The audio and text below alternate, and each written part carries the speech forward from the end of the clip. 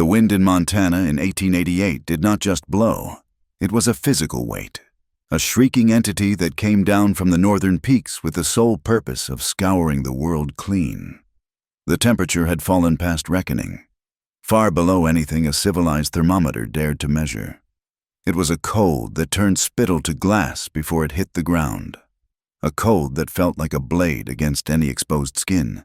Through this white chaos, Rowan Calder forced his horse, brisk. He leaned forward in the saddle, his broad shoulders set against the horizontal drive of the snow.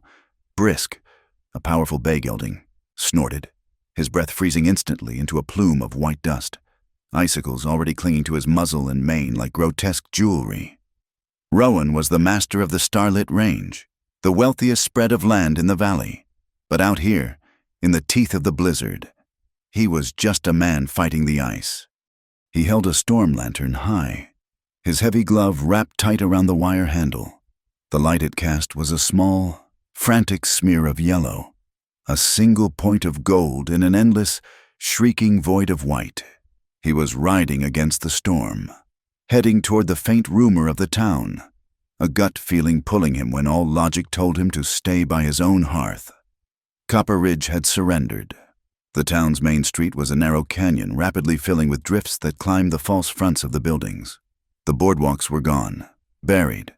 The Golden Nugget Saloon, the Mercantile, the assayer's office, all were dark, hunkered shapes. The snow had been driven so hard it plastered the log walls, sealing the gaps. A few kerosene lamps still burned, but their light was feeble, struggling to push through window panes thick with ice ferns. The glass looked like cataracts, blurring the weak warmth within. The town was holding its breath, a graveyard waiting for occupants. To be caught outside in this was not just misfortune, it was a death sentence. Beneath the narrow, insufficient overhang of the closed general store, 3 shadows huddled. They had pressed themselves against the frozen planks of the wall, seeking shelter that did not exist. The wind clawed at them, ripping away the last vestiges of their body heat. They were past the point of shivering. The cold had stolen that energy, leaving a deadly numbness in its wake. Lydia Harrow was the center of the small, failing knot of life. She had her daughter, May, who was 5 years old, bundled inside her own threadbare coat, her arms wrapped around the child in a desperate, failing attempt to share a warmth that was already gone. Her body was a fortress about to fall. Her son, Toby, a boy of 7, was wedged between her back and the wall. He had tried to be brave, but his hands, tucked uselessly into his armpits, had long since lost feeling. They had been there since mid-afternoon, since the storekeep had looked at them through the glass, shaken his head, and bolted the door from the inside. He had his own family to feed. He had shouted through the wood, and could not take in strays.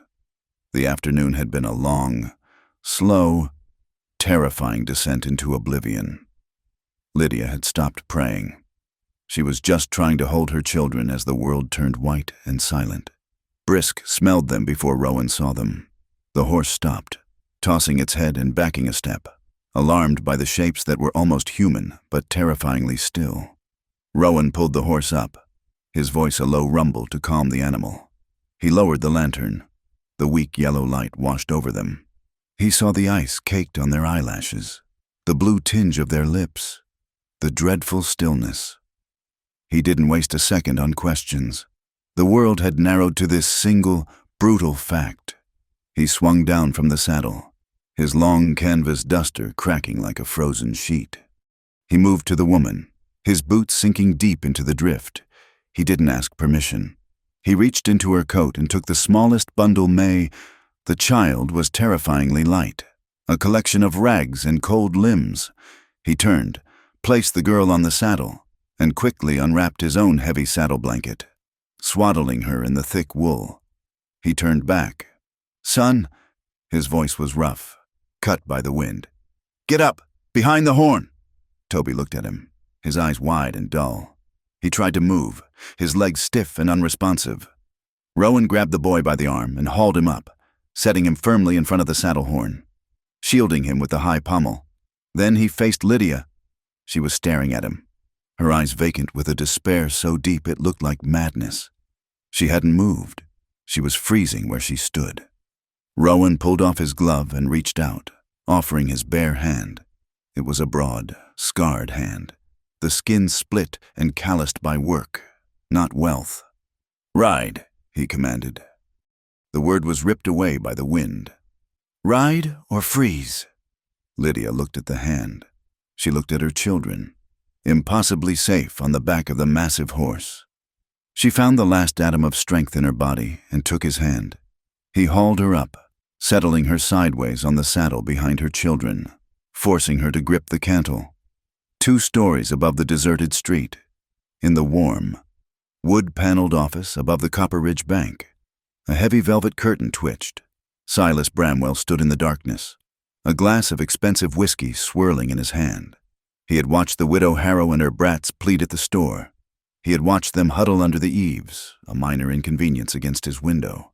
And now, he watched Rowan Calder, the one man in the valley he couldn't buy or break, the owner of the starlit range, load the pathetic family onto his horse. Silas watched the lantern, that single point of light, begin its slow, agonizing move out of town. He did not move until the snow swallowed the light completely. Then, slowly, Silas Bramwell let the curtain fall, plunging the street back into darkness. His face was unreadable in the gloom, but his gaze was long, sharp, and intensely calculating. The 3 miles to the starlit range were not a ride. They were a circle of hell, a battle fought inch by agonizing inch. Rowan did not remount. The horse, carrying 3 passengers, one of them near dead, could not both carry him and break a trail. Rowan took Brisk's bridle in his raw hand and walked. He became the prow of the ship, plunging into drifts that came past his knees. In places, the wind had carved the snow into waves that swallowed him to the hip, forcing him to fight, to heave himself forward, pulling the horse and its precious cargo behind him. Behind him. Lydia clung to the saddle. She held May tight to her chest with one arm and gripped the saddle horn with the other. Toby was wedged between them, his face buried in his sister's back. Lydia couldn't feel her feet. She couldn't feel her hands. She could only feel the agonizing, physical sting of the wind and the solid, rhythmic lurch of the horse beneath her. The lantern Rowan carried swung at his side, a frantic, dipping star in the total chaos, the only thing tethering them to the living world. She watched the broad, dark back of the man in front of them, a stranger who had appeared from the storm like a ghost, and she held on. It felt like days, but it was perhaps an hour. A shape loomed out of the swirling snow, darker than the dark, the high, timbered arch of the starlit range gate, before Rowan could even lift his hand to the latch. The heavy gate swung inward. Ira Swiftwater stood there, silhouetted against the bright, warm light pouring from the ranch house door. Ira, his Assiniboine blood making him part of this land in a way Rowan never could be, had been watching the storm, not the clock. He knew what it could do. He moved with an efficiency that bordered on grace, wasting no motion. He took the half-frozen May from Lydia's arms as Rowan lifted Toby down. "The fire is high, boss," Ira said, his voice calm, as if they were merely late for supper. He ushered Lydia toward the house. She stumbled, her legs refusing to obey, and she would have fallen if Ira hadn't steadied her arm. The warmth of the house hit her like a physical blow. It was shocking, painful. A massive stone fireplace dominated the main room, roaring with seasoned pine logs. Blankets were already laid out on the hearth. A kettle steamed over the flames. Ira guided her to a chair and knelt, pulling off her frozen, useless boots, his movements quick and impersonal. He handed her a tin mug of hot, spiced cider. "Drink it slow," he ordered gently. Lydia drank, the hot liquid burning a path down her frozen throat. Her hands shook so violently she could barely hold the mug. She looked around as Ira tended to the children, rubbing their hands and feet with rough gentleness, bringing the life back. The house was vast, masculine, and organized to the point of sterility. It was clean, functional, but emotionally cold. There was no clutter, no softness, no sign of a woman's touch, But then her eyes landed on a small, beautifully crafted rocking chair set by the hearth, away from the others. On the shelf above it, 2 small blankets, one blue wool and one yellow calico, were folded with perfect, heartbreaking precision. They were not blankets in use. They were relics. Lydia looked away quickly, swallowing back tears that had nothing to do with the cold. She understood. This warm, safe house was haunted by its own cold, a different, more permanent kind of winter. They ate supper in that heavy silence, broken only by the crackle and pop of the fire and the unending scream of the wind assaulting the thick log walls. Rowan sat at the head of the long dining table, his presence filling the room. He had barely spoken 2 words since the street. May and Toby, wrapped in heavy wool blankets, were already asleep on a cot Ira had pulled near the fire, their faces flushed with returning warmth. Lydia ate the thick stew Ira had ladled for her, focusing only on the heat spreading through her center. She was a trespasser, a beggar saved by a man who looked like he wanted nothing more than to be left alone. When she finished, she placed the spoon down quietly and looked up at him, ready to be told her next move, ready to be cast out again in the morning. Rowan Calder was not looking at her. He was staring into the flames, his square jaw set, his face carved by the firelight. He didn't turn his head, but his voice was low and final, cutting through the storm's noise. "You'll stay the night." It was not an offer. It was a fact. The blizzard had made the decision for them all, and he, the master of the starlit range, had accepted it. Lydia awoke to a sensation she had not felt in months' warmth. It was a deep, penetrating warmth that had soaked into her bones, chasing out the memory of the ice. She opened her eyes to a room she did not recognize, a small, spare room with log walls and a single, clean window. She was under a pile of heavy wool blankets in a narrow cot. For a terrifying second, she thought she was alone, that the children... She threw the blankets back, her feet hitting the cold wooden floor, and nearly fell. Her limbs were stiff, her muscles screaming in protest. She grabbed the doorframe, pulled on the rough boots Ira had left for her. They were men's boots, stuffed with wool scraps to fit, and hurried out into the main hall. The house was quiet, save for the low rumble of the wind outside, which had lessened in fury but not in persistence. The storm still held them. From the main room, she saw her children. They were not just safe, they were asleep, buried in a mountain of blankets on the cot near the fireplace, where the embers of last night's fire still glowed red. The smell of coffee, strong and smoky, pulled her toward the back of the house. The kitchen was a different world. It was a large, bright space, dominated by a massive black iron stove that radiated a powerful, steady heat. Steam fogged the windows, blurring the white wasteland outside. Ira Swiftwater moved silently between the stove and a long pine table, a skillet sizzling in his hand. May was already awake, sitting at the table. She was perched on a stool, her feet dangling far above the floor, holding a thick porcelain mug with both hands, sipping slowly. Her cheeks were pink. The frozen, terrified creature from the storm was gone, replaced by a small, solemn child. Toby was standing near the back door, trying to make himself small. He was not looking at the food. He was staring, mesmerized, at the pair of high-topped cowboy boots standing by the door. They were soaked, caked with snow, and impossibly large. As Lydia watched, the door opened, blasting the kitchen with a sudden, violent gust of cold air and swirling snow. Rowan Calder entered. He seemed to fill the entire room, bringing the raw power of the storm in with him. He unwrapped the long scarf from his face, his skin red from the wind, his eyebrows and beard frosted with ice. He had already been out, checking the stock, fighting the very elements that had nearly killed them. He nodded once to Lydia, a curt acknowledgement of her presence. He said nothing to the children, but moved to the stove and poured himself a tin mug of coffee, drinking it black and salon hot. Standing, he was a polite host, yet he erected a wall of distance around himself that was as effective as the logs of the house. He was a fortress, and he had let them inside the gates, but not into the keep. Lydia found her voice. though it was hoarse. "Mr. Calder, I—" He looked at her. His eyes were clear blue, the color of glacial ice. "I have no words to thank you. You saved us." "The storm isn't done, ma'am," he replied, his voice a low rumble. "It kept you, not me." He finished the coffee and moved to the door. "Ira will see to you." He was gone, back into the white.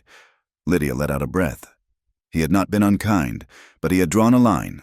They were refugees of the weather, nothing more. While the children ate biscuits and bacon, Lydia explored the main room, the one with the great fireplace. She felt the urge to put things in order, to repay the debt, but the house was already perfectly ordered. It was obsessively clean. There were no stray papers, no dusty corners, no sign of casual life. It was a museum of a house, functional and cold. And then she saw it. In the far corner of the room, a square grand piano, a beautiful instrument of rosewood. Its keys surely ivory. It must have cost a fortune to haul it this far west. But it was silent, shrouded in a heavy, oiled canvas tarp, the kind used for wagons. A fine layer of dust sat on the canvas. It had not been touched in a very long time. Lydia felt a chill that had nothing to do with the weather. She looked at the small, empty rocking chair by the fire, at the folded children's blankets on the shelf. She understood. This house was a monument to a grief so profound it had frozen everything inside it. Rowan Calder had not just built a wall against the world, he had built one against his own life. Ira entered the room, carrying a stack of firewood.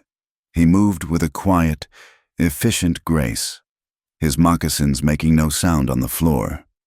He caught her looking at the piano. He did not comment on it. Instead, he looked at her closely, his dark eyes appraising. "I know you," he said. His voice was soft, unlike Rowan's gravel. Lydia frowned. "I don't believe we've met." "Last summer, in town, at the Mercantile," he said. "My mother, she dropped a sack of meal. The storekeep, Mr. Harris, he spoke harshly to her." The memory clicked into place. Lydia remembered the incident clearly. An older Assiniboine woman, her hands twisted with arthritis, struggling with her parcels. She dropped the heavy sack, and it had split. Harris, the same man who had bolted his door against Lydia and her children, had begun to shout, calling the woman a lazy squaw and demanding payment for the mess. Lydia, burdened with her own worries, had been shocked by the cruelty. She had stepped forward, her voice shaking but clear. "She is your customer, Mr. Harris. She dropped it. You will sweep it up and give her a new one." The entire store had gone silent. Harris, furious at being challenged by a poor widow, had wanted to refuse, but the shame had been too great. "I was there," Ira said, stacking the logs. "In the back. I saw it. My mother, she is gone now. But she remembered you. She said you had a strong heart." Lydia felt a flush of warmth. "It was nothing. It was just right." "Here," Ira said. "That is not nothing." He straightened up. The professional distance was gone. A bridge had been built, founded on an old, forgotten kindness. "You are welcome here. Lydia Harrow. The storm provides." But Lydia's pride would not allow her to accept shelter without earning it. The storm raged for the rest of the day, and she felt like a caged, useless animal. That evening, when Rowan returned, stamping the thick, heavy snow from his boots, she met him at the door.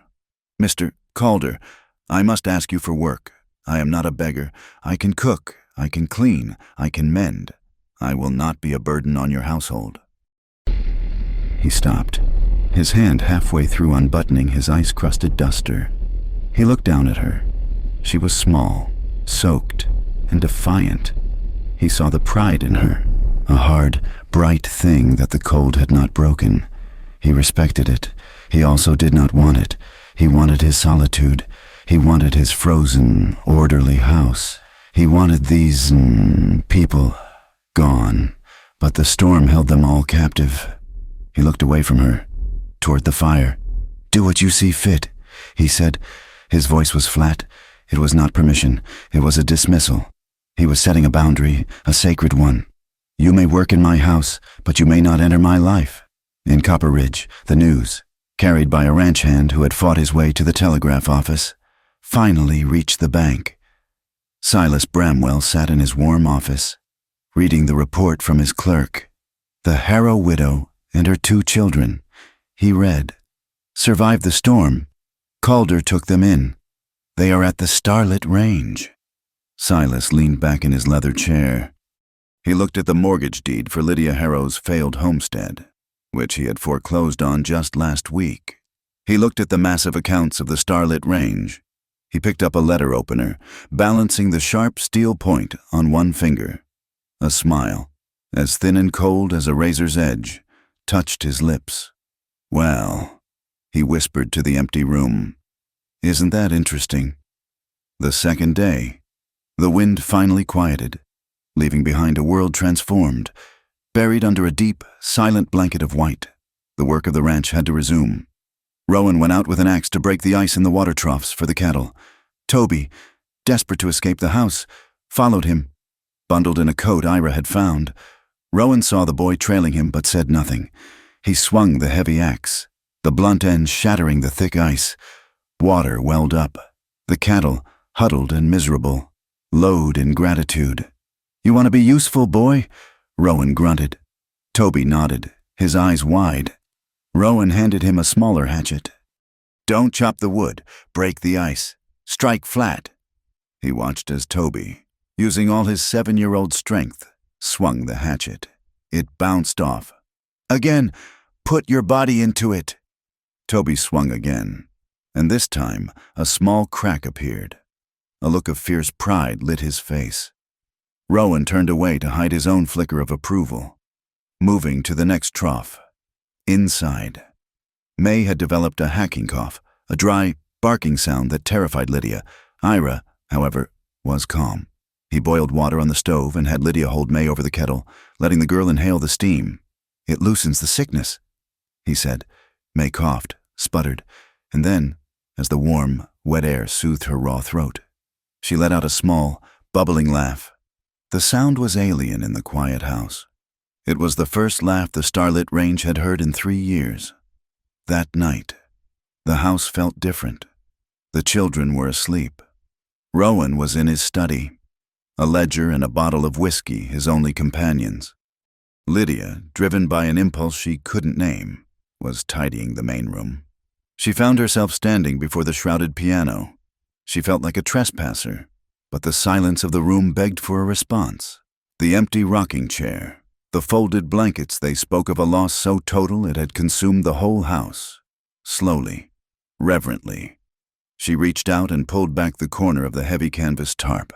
The ivory keys were yellowed but clean. She sat on the bench, her back straight. Her fingers were stiff from mending, her hands chapped. She had not played in years, not since her own home had been full of life. She touched a key. A single, thin note pierced the silence. She began to play. It was a simple tune, one every parlor knew, Home, Sweet Home. Her playing was rusty, the melody hesitant, but it was sound. It was life. The fragile music wove itself into the shadows of the room, pushing back against the cold. In the doorway of his study, Rowan Calder froze. The sound hit him like a physical blow. He saw her, his wife, Ellen, her head tilted as she played that exact song.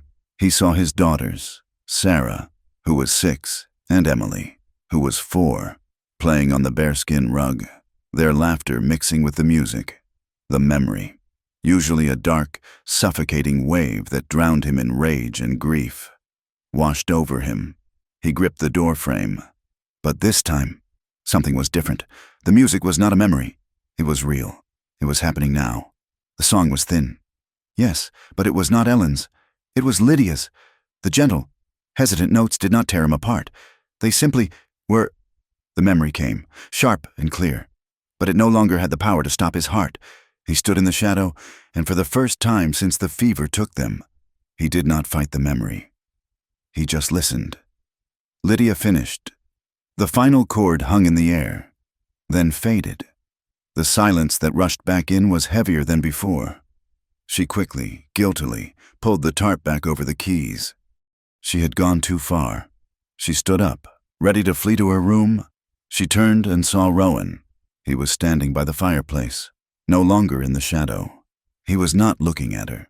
He was looking at the cot where May was sleeping. The little girl had turned in her sleep. Her face was flushed and peaceful. And as they both watched, May's lips moved, and a small, sleepy, tuneless sound came from her. She was humming the melody. Lydia held her breath. She looked at Rowan's face. The hard, granite lines were still there, the jaw still set, but his eyes, the icy, distant blue had changed. As he watched the small, living child humming the song of his dead, something in his gaze broke. It was not a smile. It was a thaw. It was the first crack in the ice.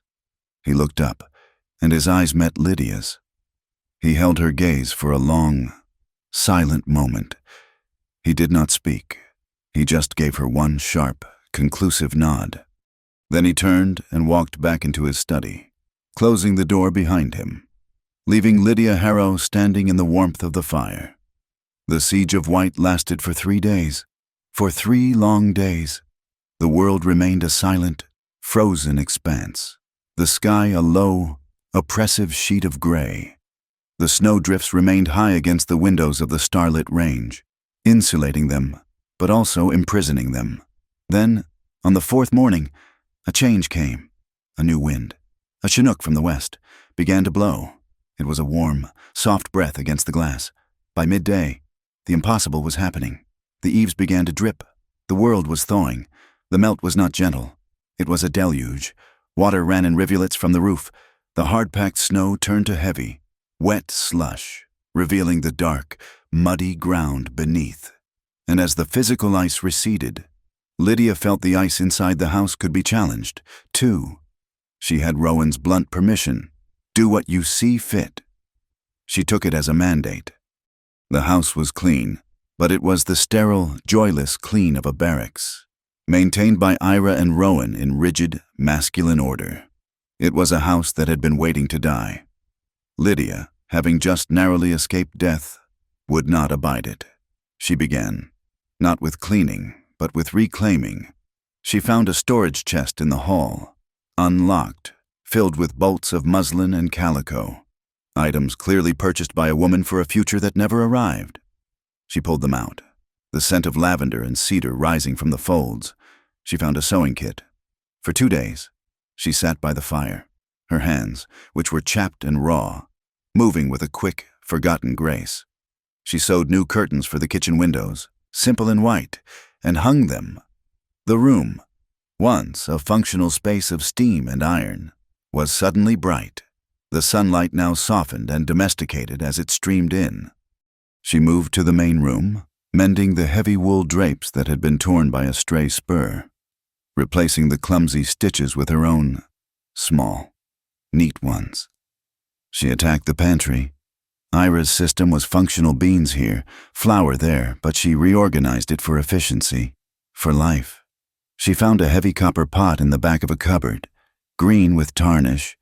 She asked Ira for salt and a lemon, and spent an afternoon scouring it, her arms aching, until it shone like a new gold coin. She hung it by the stove. The house began to change. The metallic smell of dust and the faint, sour scent of old grief began to recede, replaced by the smell of baking bread, lemon oil, and the sharp tang of polished brass. The house was no longer waiting. It was beginning to live. The children, sensing the change, thawed with the land. Toby, restless and vibrating with a boy's need for purpose, followed Ira everywhere. Ira, whose quiet patience seemed infinite, accepted the boy as his shadow. He took him to the tack room, a place that smelled of oiled leather, horse sweat, and chewing tobacco. He handed Toby a length of worn rope. The starlit range is built on knots, boy. A knot that holds, the ranch holds. A knot that slips, a man can die. Toby's small, frostbitten hands were clumsy. He fumbled with the rope, his face screwed up in concentration. Ira showed him a bowline, a clove hitch, and a taut line hitch. Again, Ira would say softly, his own dark, capable hands guiding the boys. The rabbit comes out of the hole, around the tree, and back in. It took a full day, but Toby got it. He ran from the barn, sliding on the mud, bursting into the main room where Rowan was examining a rifle at the long table. "Mr. Calder, look." Toby held out the rope. "Ira showed me it's the scorpion knot." Rowan put the rifle down. He took the rope. He examined the small, tight, complex knot. He pulled it hard. It held. He looked at the boy, who was vibrating, desperate for approval. Rowan Calder did not smile, but he gave one short, decisive nod. "That'll hold," he said. For Toby, who had been adrift without a man's guidance for so long, that nod was a medal. Rowan was watching. He missed nothing. He saw the way Toby followed Ira, and he saw the way May, still pale from her cough, watched the cattle from the window with a yearning stillness. The next morning, he found Lydia in the kitchen, already baking. "Bring the children to the stables." Lydia bundled them up, and they walked through the mud to the long, warm, sweet-smelling stable. Rowan led them past the stalls of the big saddle horses, past Brisk to a smaller stall in the back. Inside was a pony. It was fat, round, and the color of golden honey, with a fluffy white mane. It blinked at them with sleepy, gentle eyes. May gasped. Toby was frozen in disbelief. Rowan opened the stall gate and led the pony out by a rope halter. "Her name is Marmalade," he said, his voice flat, as if discussing feed prices. He handed the rope to Toby. "She is shared." The children stared at him, as if he were speaking a foreign language. He pointed a finger, first at Toby, then at May. "But she is a responsibility before she is a pleasure. You will care for her before you ride her. You will brush her. You will muck her stall. Ira will show you. If you fail the care, you lose the ride. Understood?" Toby, holding the rope as if it were spun gold, nodded mutely. May, finally breaking her silence, crept forward and put one tiny, red-chapped hand on the pony's soft, whiskered nose. Life, raw and untidy, had breached the walls. May, exploring the corners of the house, found a tiny field mouse huddled behind a sack of potatoes in the root cellar, its nest likely flooded by the thaw. She was not frightened. She rescued it. She made it a home in a small wooden box, lined with scraps of cotton from her mother's sewing. She named it Pepper, Lydia. Seeing the mouse in her kitchen was initially horrified, but when May held the box up, her face glowing with the fierce, protective love of a 5-year-old, Lydia relented. Ira, seeing the mouse, merely grunted. A small spirit. Good luck for the house. The house, which had been silent as a tomb for 3 years, a place of heavy boots and quiet, masculine grief, was now filled with new sounds. The stamp of small boots, the high-pitched, sudden shriek of May's laughter as Toby pulled her on a saddle blanket, and arguments. Pepper is my mouse. Marmalade likes me more. The heartbeat of the starlit range had changed. Lydia settled the rhythm of the house. She learned the timing of the ranch. The roundup would begin as soon as the lower pastures cleared. That meant new hands, a full bunkhouse, and hungry men. She rose in the dark, the house cold and silent. At 4 a.m., she had the fire in the kitchen stove roaring.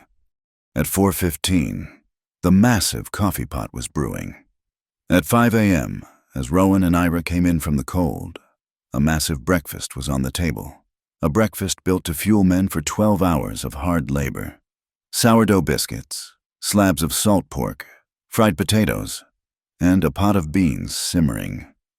She had claimed the kitchen. It was her fortress. In the evenings, a new truce settled.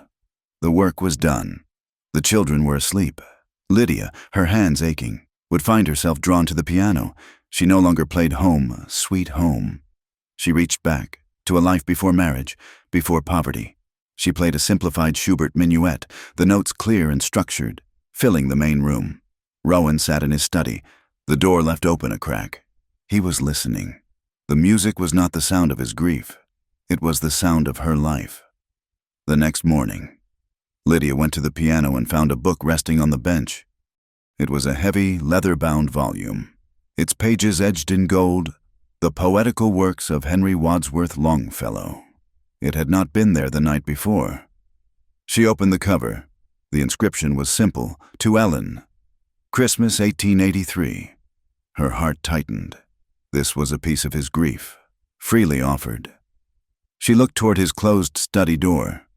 It was a silent gift, a shared acknowledgement. She would answer in kind. She had seen the state of his winter gear. His scarf was frayed, his gloves worn through at the fingertips. In the same chest where she had found the muslin, she had found skeins of heavy wool yarn, a deep, dark blue, in the evenings, by the fire, after the music was done. She knitted. Her hands were fast, the click-click-click of the needles a quiet counterpoint to the crackle of the logs. 2 nights later, a new, thick, perfectly knitted scarf was finished. She did not hand it to him. She did not want to see his refusal, or his discomfort. Before she went to bed, she simply draped it over the back of his chair at the head of the dining table. At 5 a.m., he entered the dark kitchen. Heading for the coffee, he stopped. The fire from the stove cast just enough light to see the scarf. He stood motionless for a long moment. Then, he reached out and touched it. The wool was soft, warm, and smelled faintly of the wood smoke from the fire. He picked it up. He looked across the room at Lydia, who was busy at the stove, her back deliberately turned to him. He said nothing, but as he turned to hang the new scarf on his peg by the door, his mouth, usually a hard, straight line, curved. It was the barest quirk of a muscle at the corner, gone in an instant. But it was there. The thaw that uncovered the ranch also uncovered the town. The trail to Copper Ridge was a river of mud, but it was passable. And with the trail came the gossip. The news that Rowan Calder had taken in the widow Harrow and her children exploded through the town. It was not a story of rescue. It was a scandal. Living under his roof was whispered over the counters at the Mercantile. Shacking up was muttered into glasses at the Golden Nugget Saloon. The very people who had bolted their doors against her now passed judgment on her. The morality of the frontier was a harsh, unyielding thing. A man could kill another in a fair fight and be respected. A woman who blurred the lines of propriety was ruined. The rumors quickly found their way to the starlit range. 2 of Rowan's oldest hands, men who had ridden with him for a decade, rode up to the main house, their hats in their hands. Mr. Calder, the older one, a man named Jessup, said, shuffling his feet in the mud, "We've come for our time." Rowan looked at them, his face impassive. "The roundup starts next week." "We know it," Jessup said, his eyes fixed on the ground. "But we'll be moving on, sir." "Why?" Rowan's voice was quiet, but it had the weight of granite. Jessup looked up, his face miserable. He glanced toward the house, where May's laughter could be heard from the kitchen. It ain't proper, boss. What folks are saying. It ain't respectful to Mrs. Calder's memory. We can't be a part of it."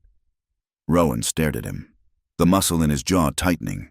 He went inside, returned with their wages, and handed the coins to them. He watched them ride away. The town had fired its first shot. The starlit range, already strained, was now 2 hands short. The attack on the starlit range did not come with guns. It came with the slow, crushing weight of polite society and cold commerce. Silas Bramwell waited. He let the thaw proceed for a full week, let the trails harden from impassable rivers of mud into merely treacherous ruts. He allowed just enough time for the rumors of the widow and the rancher to fester, to move from shocked whispers to accepted, judgmental fact. Then, from the quiet of his oak-paneled office in the bank, he began to turn the screws. The first blow landed on Ira. He had ridden into town with a heavy wagon, the iron-banded wheels sinking deep, carrying Rowan's list. They were dangerously low on flour and salt, with 2 new hands hired young, desperate men willing to ignore the rumors for a wage and the roundup imminent. They needed supplies for a small army. Ira entered the Mercantile, the bell above the door jingling. Mr. Harris, the proprietor who had barred his door to Lydia, was behind the counter, polishing his scales. Ira, Harris said, his voice just a little too friendly. Good to see you, nasty winter. It was, Ira said, his voice flat. He handed the list across the counter. Double the flour, and add 50 pounds of oats for the new horses. Harris looked at the list. He did not move to fill it. He cleared his throat, a small, nervous sound. Well now, Ira, he began, about the account. The Starlit Range account is good, Ira stated. It was a fact, solid as the mountains. Rowan Calder paid his bills on the day. Oh, it's always been good. Ira, always, Harris stammered, shuffling his feet. It's just, well, circumstances.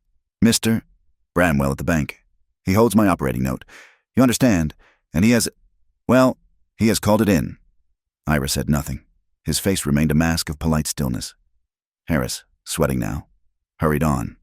He's just concerned, Ira, about the stability of the, situation, out of the range. He feels, and I must agree, that extending further credit at this juncture is unwise. He pushed the list back across the counter. I'm sorry. Cash only. Up front. Ira stared at the man. Cash. Weeks before the cattle drive. When every ranch in the territory was cash poor, cash was impossible. It was a death sentence. The salt, Harris. We need the salt. Cash, Harris repeated, his gaze dropping to the counter. Ira turned, his moccasins silent on the boards, and left. He tried the feed store. The owner there, a man who had shared whiskey with Rowan for 10 years, could not meet his eyes. Silas was just here. Ira, I can't, my family. He returned to the starlit range as the sun was setting, the wagon echoing, empty. The second blow landed on Lydia, and it was delivered by the women. The Copper Ridge Ladies' Aid Society, the arbiters of all things moral and proper in the valley, held their monthly meeting in the basement of the new clapboard church. The subject was charity. Mrs. Abernathy, the preacher's wife, a thin, rigid woman in black bombazine, rose to speak. She held a Bible in one hand, her finger marking a passage. She did not need to read it. Charity, she began, her voice ringing in the small, damp room, is a Christian virtue, but it must not be confused with weakness. It must not be used as a cloak for sin. The women in the room, wives and daughters of the town's merchants, put down their teacups. We are a community built on rock, Mrs. Abernathy declared, her eyes scanning the room. And when the foundations of that rock are threatened, we must stand firm. We must protect the sanctity of the home, the innocence of our children. She paused, letting the weight of her words settle. She never used a name. She was far too clever for that. When we see moral decay, setting a terrible example in our very midst, we cannot condone it. We cannot associate with it. We must turn our faces from it, lest we be stained by it as well. The message was perfectly, brutally clear. Lydia Harrow, the widow who lived in a bachelor's home, was a contagion. The town was now formally, morally, closed to her. The poison, spread so efficiently, had already done its work at the ranch. The two veteran hands, Jessup and Hank, the men who had been with Rowan since before his wife's passing, had quit the day before. They had taken their pay, their faces grim, unable to stomach the town's judgment, their loyalty broken by gossip. Rowan had watched them ride out, the muscle in his jaw a knot of white iron. This was the true cost. This was a betrayal that cut deeper than Silas's credit squeeze. Ira found him on the porch, staring at the empty tracks. The ranch, on the eve of its most crucial season, was crippled. We have worked with less, Rowan, Ira said quietly, standing beside him. Not with this many head. Rowan's voice was rough. And not with the town sealing us off. We can't feed the hands we have, let alone hire new ones. The town is not the land, Ira replied. The land will provide. We will hunt. We will find men, good men, not brittle ones. Lydia, who had been just inside the door, heard every word. The men left because of her. The town was starving them because of her. She was the weapon Silas Bramwell was using to destroy the starlit range. She was the moral decay Mrs. Abernathy spoke of her pride, which had sustained her through poverty and starvation, now burned with a new, fierce clarity. She would not be a weakness. She would not be a burden. She would be a bulwark. That night, after the children were asleep, she did not go to the piano. She did not knit. She washed her face, braided her hair tight, and walked to the door of Rowan's study. He was inside, the ledger books open on his desk, a bottle of whiskey and a single glass beside them. He was staring at a column of figures that no longer mattered. She knocked once. He looked up, his eyes weary, shadowed by the lamp. Mrs. Harrow. Mr. Calder, we must establish terms. He frowned, leaning back in his chair. Terms. I will not be the cause of your ruin, she said, her voice steady, though her heart hammered. She stepped into the room, but kept a formal distance. The town believes I am your mistress. Your men believe it. That is why they left. That is why Mr. Harris refuses you flour. What the town believes is no concern of mine, he bit out. It must be, she countered, her voice rising with a passion she could not suppress.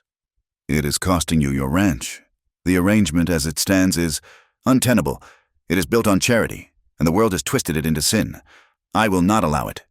Rowan stood up, his height filling the small room. And what do you propose? A contract, she said. A formal, binding agreement. I am not your refugee.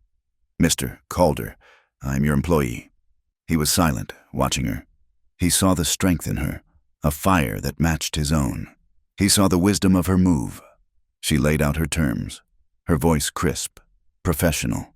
I will be your housekeeper, in full charge of the main house. I will be your cook, responsible for feeding you, myself, my children, and any hands you employ. I will also serve as governess to my children, May and Toby, and will be responsible for their education. She took a breath. In exchange, I require full room and board for myself and my family. I require a wage. She named a figure, $10 a month, a small but fair salary. And, she added, her chin high, I require Sunday mornings free of duties. For my own. He understood. This was not about money. It was about propriety. It was a shield. A contract made her an employee, not a kept woman. It gave them both an answer. It was a declaration of independence and a declaration of war against the town's whispers. He gave a slow, deep nod. I agree to the terms, Mrs. Harrow, with one addition. She waited. Propriety, he said, the word a hard stone in the quiet room. We will observe it, strictly, for the protection of the house, and for you.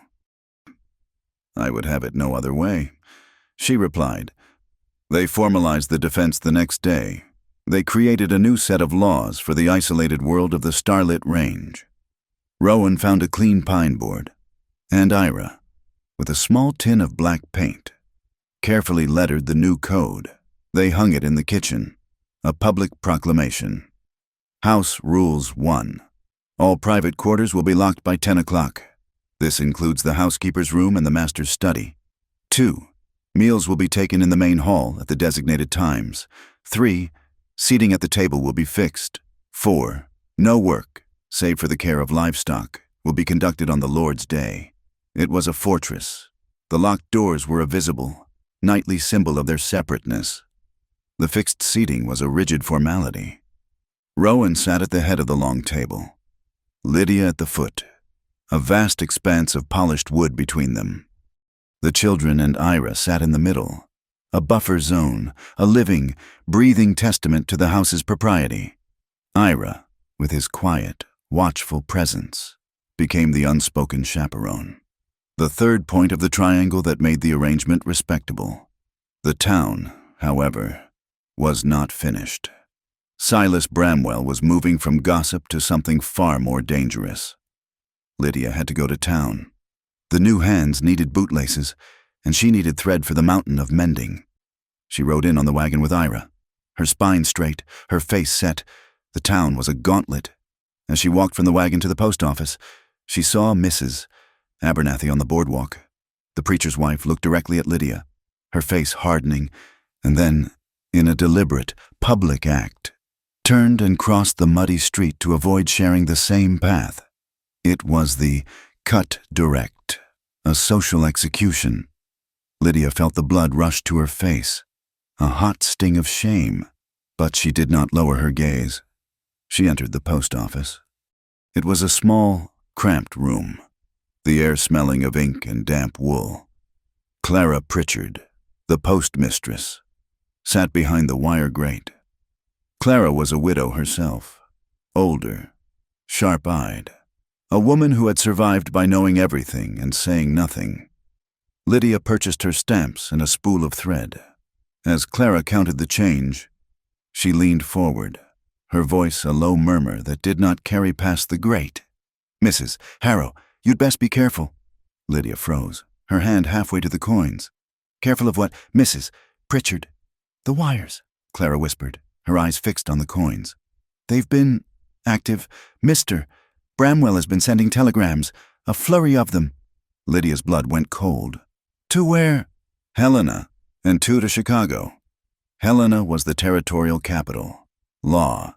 Chicago was money. Power. "What? What about—" Lydia could barely form the words. Clara slid the coins under the grate.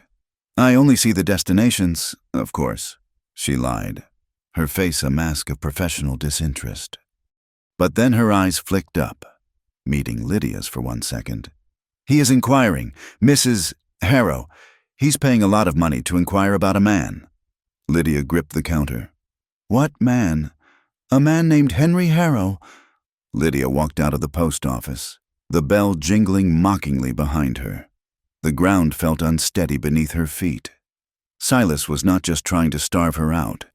He was hunting her past, yet inside the besieged walls of the starlit range, life, stubborn and beautiful, refused to wither.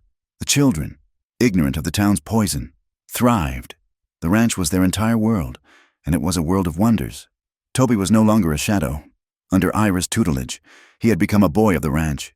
He was now a competent rider, his small body already learning the rhythm of the horse. He would take Marmalade out, his face set in a serious mask of concentration, practicing the knots Ira had taught him, imagining himself a true cowboy. And May, her cough a distant memory, had claimed the main room.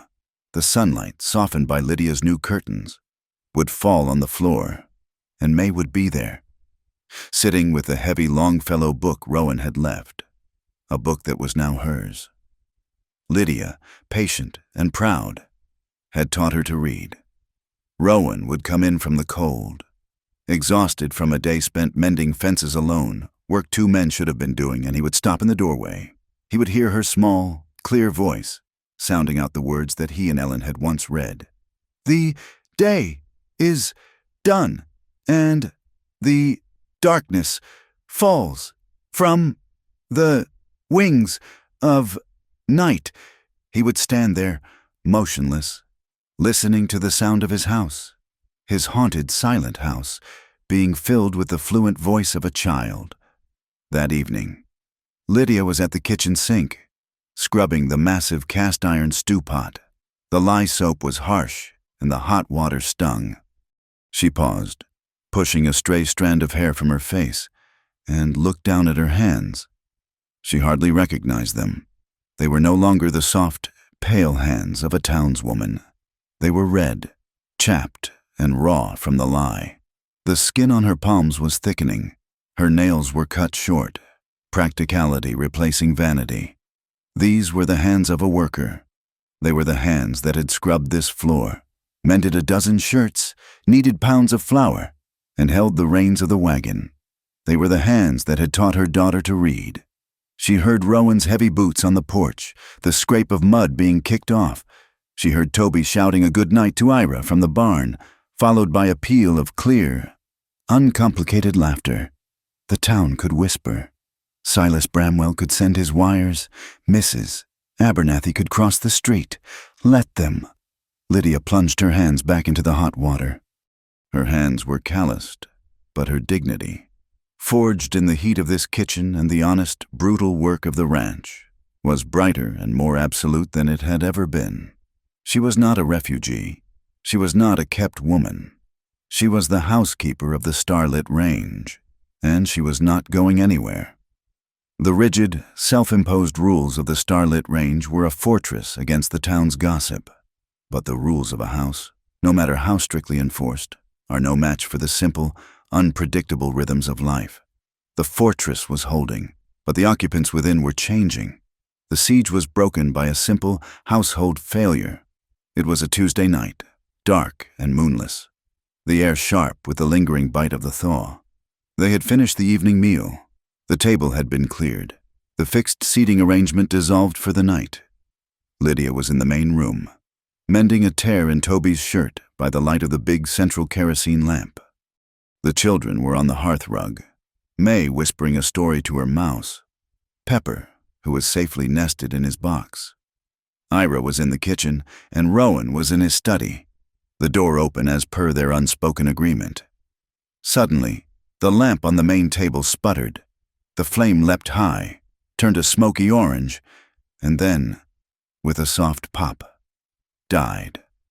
The room was plunged into an instant, profound darkness, broken only by the dim red glow of the embers in the fireplace. "Mother!" May's voice was a small, frightened sound from the floor. "I'm here, May. It is all right," Lydia said, her own voice calm, though her heart had jumped. "The lamp has run out of oil." A heavy scrape of a chair came from the study. Rowan's boots sounded on the floor. "Stay still," his voice commanded from the blackness. "There is a storm lantern on the mantel." A match scraped, flared, and a moment later the steady, contained yellow light of the lantern he had carried in the blizzard filled a small circle of the room. He set it on the table, the light illuminating his face from below. "Ira can fill the main lamp in the morning," Lydia said, already gathering her sewing. "This is light enough?" Rowan said. He did not go back to his study. He seemed restless. He looked around the room, now defined by flickering shadows, and his gaze fell on a dark shape in the corner. It was a wooden case he had not opened in 3 years. He went to it, unbuckled the leather straps, and pulled out an old guitar. It was a good one, with inlaid mother of pearl, but it was dusty. One of the strings was broken, the end curled like a wire.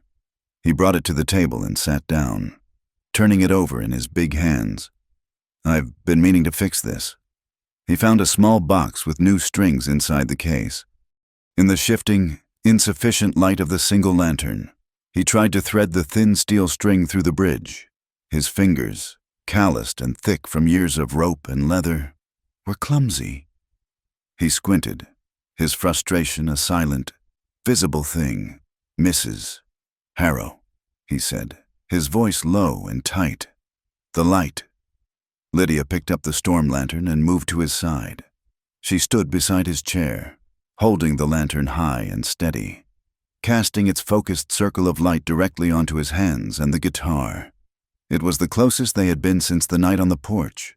She was standing within the boundaries of his personal space, her arm almost brushing his shoulder. She could smell the clean, sharp scent of lye soap from his skin and the faint, masculine smells of leather and cold air that always clung to him.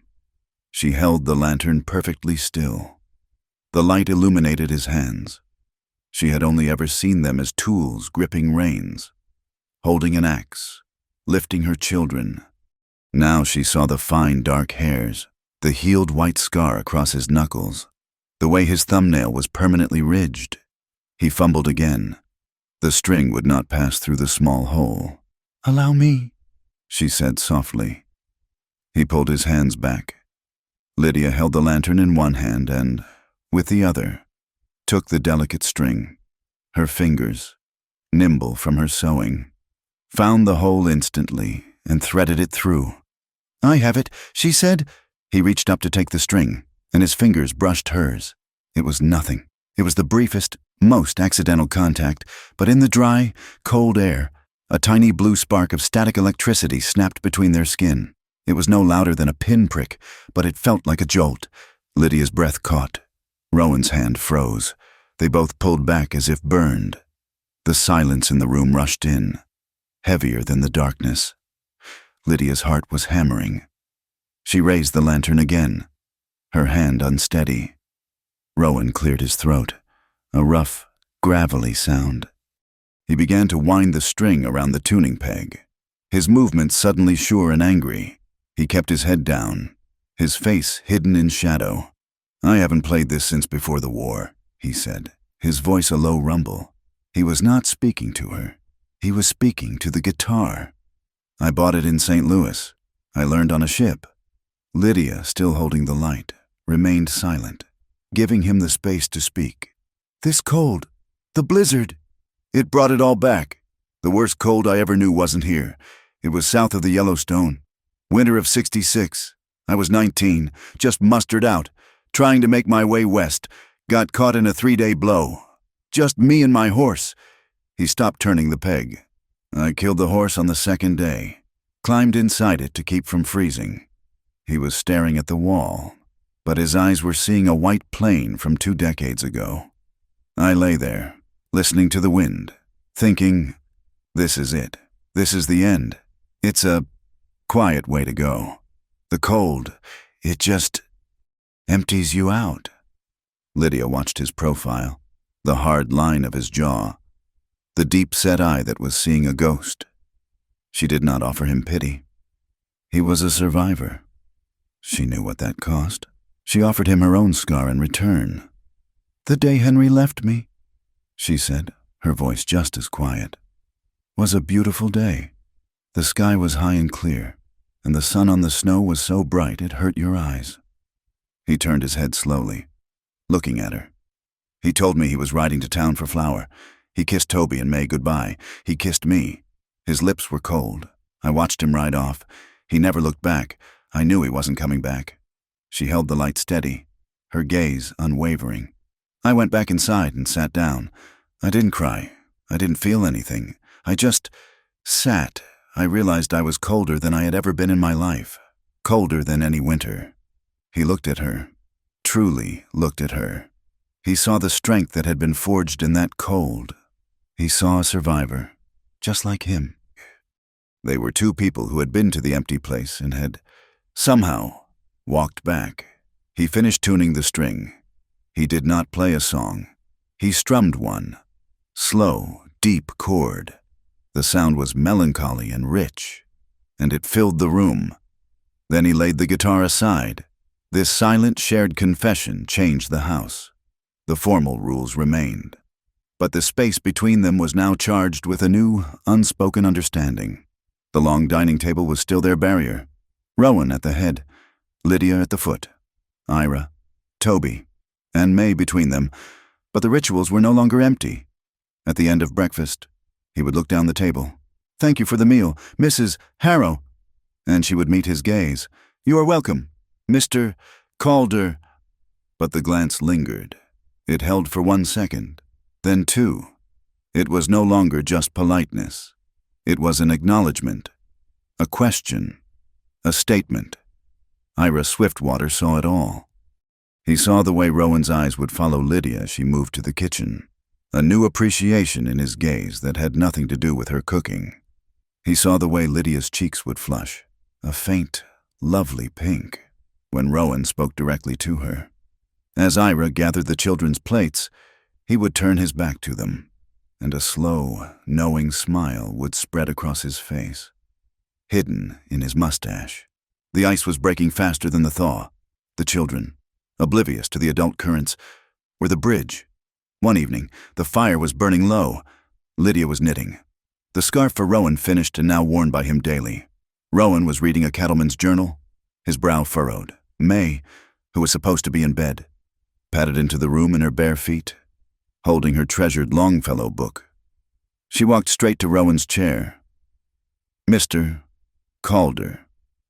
He looked up, startled from his reading. "It is past your bedtime. May." "Please," she said, holding up the book. "Read the one about the horse." Rowan looked trapped. He looked at Lydia, a silent plea for rescue. Lydia's needle stopped clicking. She just watched him, a small, encouraging smile on her lips. He sighed, a great gust of air. "All right, but then to bed. The floor is cold.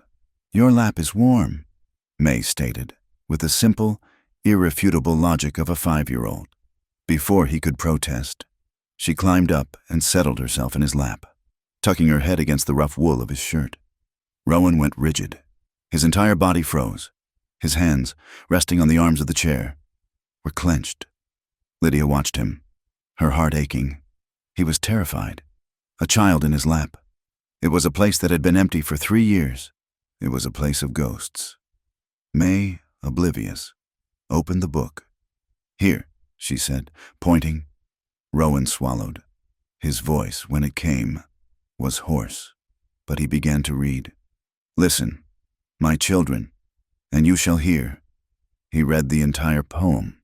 His voice was a deep, steady rumble.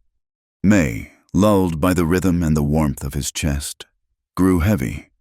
Her breathing deepened. By the time he reached the end, she was fast asleep, her small hand clutching a fold of his shirt. Rowan stopped reading. He sat in the quiet room, staring into the fire, a sleeping child in his arms. He did not move for a long time. Lydia watched him. She saw the war in his face, the profound pain of memory, and the profound, undeniable warmth of the present. Slowly, carefully, he unclenched his hand. He looked down at May's sleeping face, her blonde eyelashes resting on her pink cheek. His hand, the one with the white scar, moved. He laid it gently on her back, his broad palm covering her small shoulders. He had made a choice. Lydia felt a rush of warmth so powerful it made her dizzy. But right behind it came a spike of cold fear. To see this, to feel this, it was dangerous. It was to invite a hope she had sworn off. He looked up, and his eyes met hers. He gave a small, almost imperceptible shake of his head, as if bewildered. Then he stood, lifting May as if she weighed nothing. The movement was practiced, certain, and devastatingly paternal. He carried her to her cot and gently tucked the blankets around her. Later that night, Lydia could not sleep. The house was too quiet, yet too full of feeling. She slipped out of her room, pulling on her thin shawl, and stepped onto the front porch. The air was sharp and cold. The sky was a vast, inverted bowl of black velvet, punched with 1,000,000 diamond-hard stars. She wrapped her arms around herself, breathing in the clean, icy air, trying to cool the sudden, confusing heat inside her. The door opened behind her. She did not need to turn. She felt his presence. Rowan stepped out onto the porch. He was holding something. It was the heavy wool shawl she had seen in the hall closet, the one that had belonged to his wife. He did not speak. He stepped behind her and, with a careful, respectful motion, he draped the heavy, warm wool over her shoulders, covering her own thin shawl. His hands rested on her shoulders for a fraction of a second, just long enough for her to feel the heat of his palms burn through the layers of wool. She gasped, a tiny, involuntary sound. He did not step away. He stood close behind her, close enough that she could feel the heat radiating from his body. They stood in silence, looking out at the dark, sleeping valley. Lydia was intensely aware of him, of his height, his strength, his nearness. She tilted her head back to look at the stars. She exhaled. A small, white plume of her breath appeared in the frozen air. Beside her, Rowan exhaled, his breath, just as white, just as real, mingled with hers. For a moment, their breath was one, a shared, visible spirit in the darkness. "Lydia," he said. His voice was a low vibration that she felt as much as heard. He had never used her given name. "Rowan," she whispered. He said nothing else. No promises, no declarations. There was no need. They stood there, breathing together in the cold, and understood. This was happening. It was slow. It was careful. It was dangerous, but it was real. He gave a single, deep nod, a confirmation of this unspoken treaty. She nodded back, her eyes on the stars. The next morning, Lydia came into the main room before the children were awake. The house was still, cold in the pre-dawn light. She walked toward the piano, intending to lay out the children's lessons for the day. She stopped. On the dark, polished rosewood, resting on the closed keyboard lid, was a single flower. It was a wild prairie rose, a pale pink, stubborn blossom that must have survived the snows in a sheltered spot against the south wall of the house.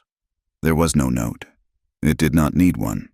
It was a silent, impossible, and beautiful answer. Cydia touched the delicate petals. She smiled. A slow, genuine smile that lit her face. She picked it up, found a small glass, and filled it with water.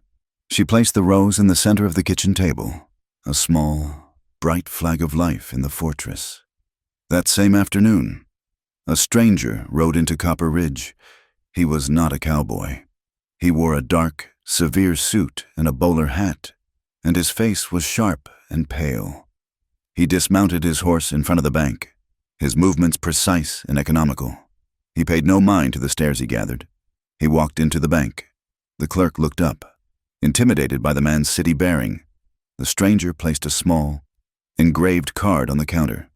"Ambrose Keene," he said, his voice clipped and cold. "I am an agent with the Pinkerton National Detective Agency. I am here to see Mr. Silas Bramwell." The wild rose on the kitchen table was a fragile, defiant flag of truce. For 3 days. It was the first thing Lydia saw in the morning and the last thing she saw at night. It was a silent promise, a symbol of the life that was stubbornly blooming in the heart of the frozen, grieving house. The small, daily rituals, the shared glances over the supper table, the quiet evenings of music and reading began to feel less like a truce and more like a permanent peace. The peace was shattered on a Thursday.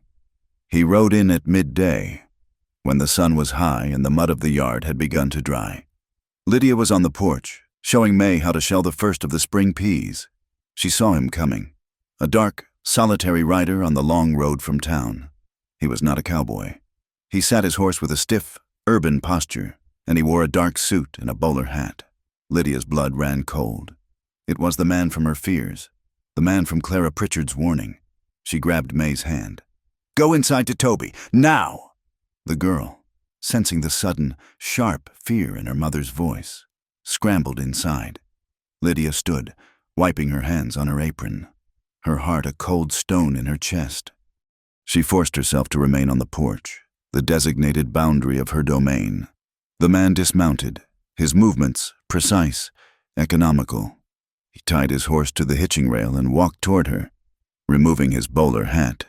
He was pale, with thin lips and eyes the color of a wet slate. He stopped at the bottom step, well beyond her personal space, but his gaze was an invasion.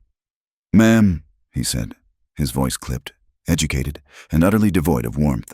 He offered a smile that did not touch his eyes. "My name is Ambrose Keene. I am an agent with the Pinkerton National Detective Agency." Lydia gripped the porch rail. She had not expected this. A Pinkerton. This was not a town gossip. This was a manhunter. "I am here," he continued, his smile fixed, "to speak with Mrs. Lydia Harrow regarding a matter of some concern, specifically the disappearance of her husband, Mr. Henry Harrow." His choice of words was a weapon. Disappearance, not abandonment. "My husband is not... I am Mrs. Harrow," she managed, her voice tight. "Indeed." Keene's eyes flicked past her, into the dark hall of the house. "And I'm told Mr. Rowan Calder is the proprietor. I will need to speak with him as well. Perhaps we could step inside?" "No." The voice came from the doorway behind her. Rowan stepped out onto the porch. He was not wearing a coat or a gun, but his presence was a more formidable weapon than either. He moved to stand beside Lydia, his shadow falling over her, a sudden, protective eclipse. "This is a private home. Mr. Keene," Rowan said, his voice a low, gravelly rumble. "Not a public office." Ambrose Keene's smile did not falter. He turned his full, polite attention to the larger man. "Mr. Calder, a pleasure. I am simply conducting an inquiry on behalf of a concerned party." a party who holds a significant financial interest in Mr. Harrow's estate. Then you have no business here, Rowan said. Mrs. Harrow has no estate. That, Keene said, is the very matter in question. Her husband, Mr. Henry Harrow, was the deeded owner of a homestead in this valley, a homestead that now appears abandoned, just as its owner has vanished. You can see how this might look. Mr. Calder, a man vanishes. His wife and children are taken in by another, and the land sits empty. The insinuation was thick and poisonous. Lydia felt a wave of nausea. He left me. He abandoned us. So you claim, ma'am, Keene said, his politeness ablade. But you have no proof of that. You have only your word, and you are, if you will forgive me, living in a compromising position. Rowan took one step forward, to the edge of the porch. He was now looming over the detective. Get off my land. Keene did not flinch. I am a duly authorized agent, Mr. Calder. Obstructing my investigation will have consequences. Then investigate, Rowan countered, his voice like ice. Marshal Whitaker is the law in this valley. You take your questions and your city smile to him. You will not harass this family. You will not set foot in this house. Keene held Rowan's gaze for a long, silent moment. The pale city man and the granite rancher, locked in a battle of wills. From the corner of his eye, Rowan saw a flicker of movement by the barn. Ira, silent as a shadow, was watching. He was memorizing the man's face, his suit, his boots. Keene was the first to break. He put his bowler hat back on, his movements perfectly controlled. As you wish, Mr. Calder. The marshal it is, but the law has a long reach. It will find its way here, one way or another. He bowed curtly to Lydia. Ma'am. He turned, untied his horse, and rode away, his back straight, never once looking back. Lydia was shaking. Rowan turned to her, his face a mask of cold fury.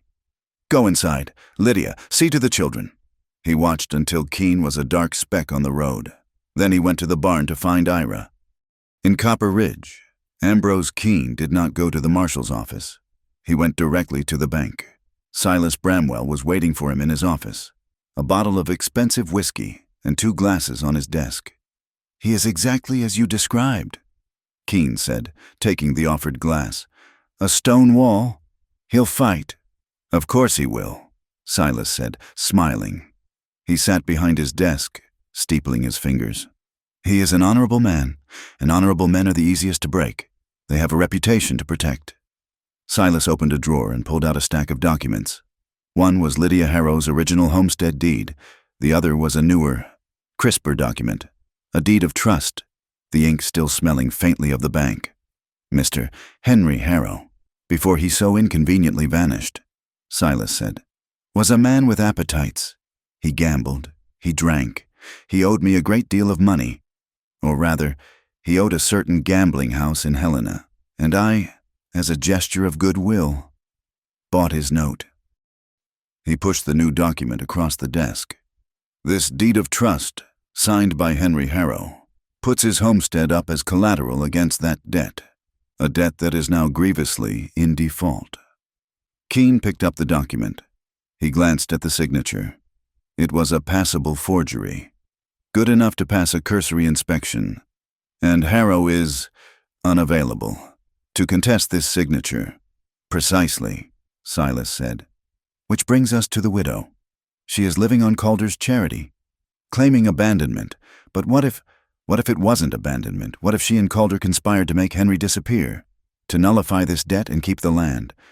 Keene raised an eyebrow. It's a bold accusation. You'll need more. You are the more, Mr. Keene. Silas said, your presence here, asking questions, spreads the suspicion. And now, I have this. He tapped the forged deed. I will file this with the territorial court in Helena. I will petition for foreclosure on the land. When Calder and the widow object, I will accuse them of conspiracy and concealing evidence of Henry's fate. I will ruin him in the eyes of the law. and you will ruin him in the eyes of the town. The plan was brilliant. It twisted Rowan's one act of humanity into a criminal conspiracy, and it used Lydia's own land as the bait. The telegraph office in Copper Ridge was quiet that afternoon. Clara Pritchard was sorting the mail when the telegraph key began to chatter. It was an incoming message, routed from San Francisco, addressed to Silas Bramwell. Clara, her duty as postmistress warring with the cold fear she felt for Lydia, began to transcribe. It was not in code. It was a simple bank-to-bank confirmation. Payment of $500 received. Applied to account of H. Harrow per your instruction. The Gilded Cage thanks you for your business. Harrow is contained. End. Clara's blood froze. She stared at the message. Silas was not investigating Henry. He was paying him. He was paying Henry to stay gone, to stay silent. All while his Pinkerton agent was in town building a case for his disappearance. Her hands trembled, but her resolve hardened. This was not gossip. This was a crime. With swift, practiced movements, she made a second copy of the telegram, transcribing it onto a fresh sheet. She folded it, tucked it into the bodice of her dress, and then prepared the original for delivery to the bank. The news of the Pinkertons' visit hit the starlit range like a physical blow. Lydia was terrified. She was no longer just fighting for her place. She was fighting for her freedom. She was being framed for the disappearance of a man she wished had never existed. That night, she could not sleep. She went to the small, battered trunk that held the last remnants of her former life. She dug to the bottom, past the linen and the few clothes she had saved. Her fingers brushed against a small, oilcloth-wrapped packet. She had not looked at it in almost a year. It was a bundle of shame. She pulled it out and sat on the floor by the light of a single candle. She untied the ribbon. Inside were 3 letters. They were not from a loving husband. They were from Henry. She had received them in secret, delivered by a sympathetic freighter captain who knew her shame. She had hidden them, not wanting to admit to the world, or to herself, the full measure of her husband's weakness. Now, she read them with a new, desperate purpose.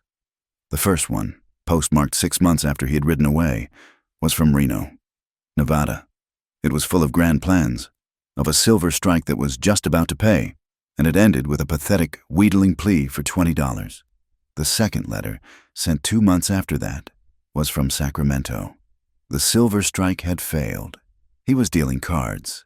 He needed $50 to buy into a sure thing.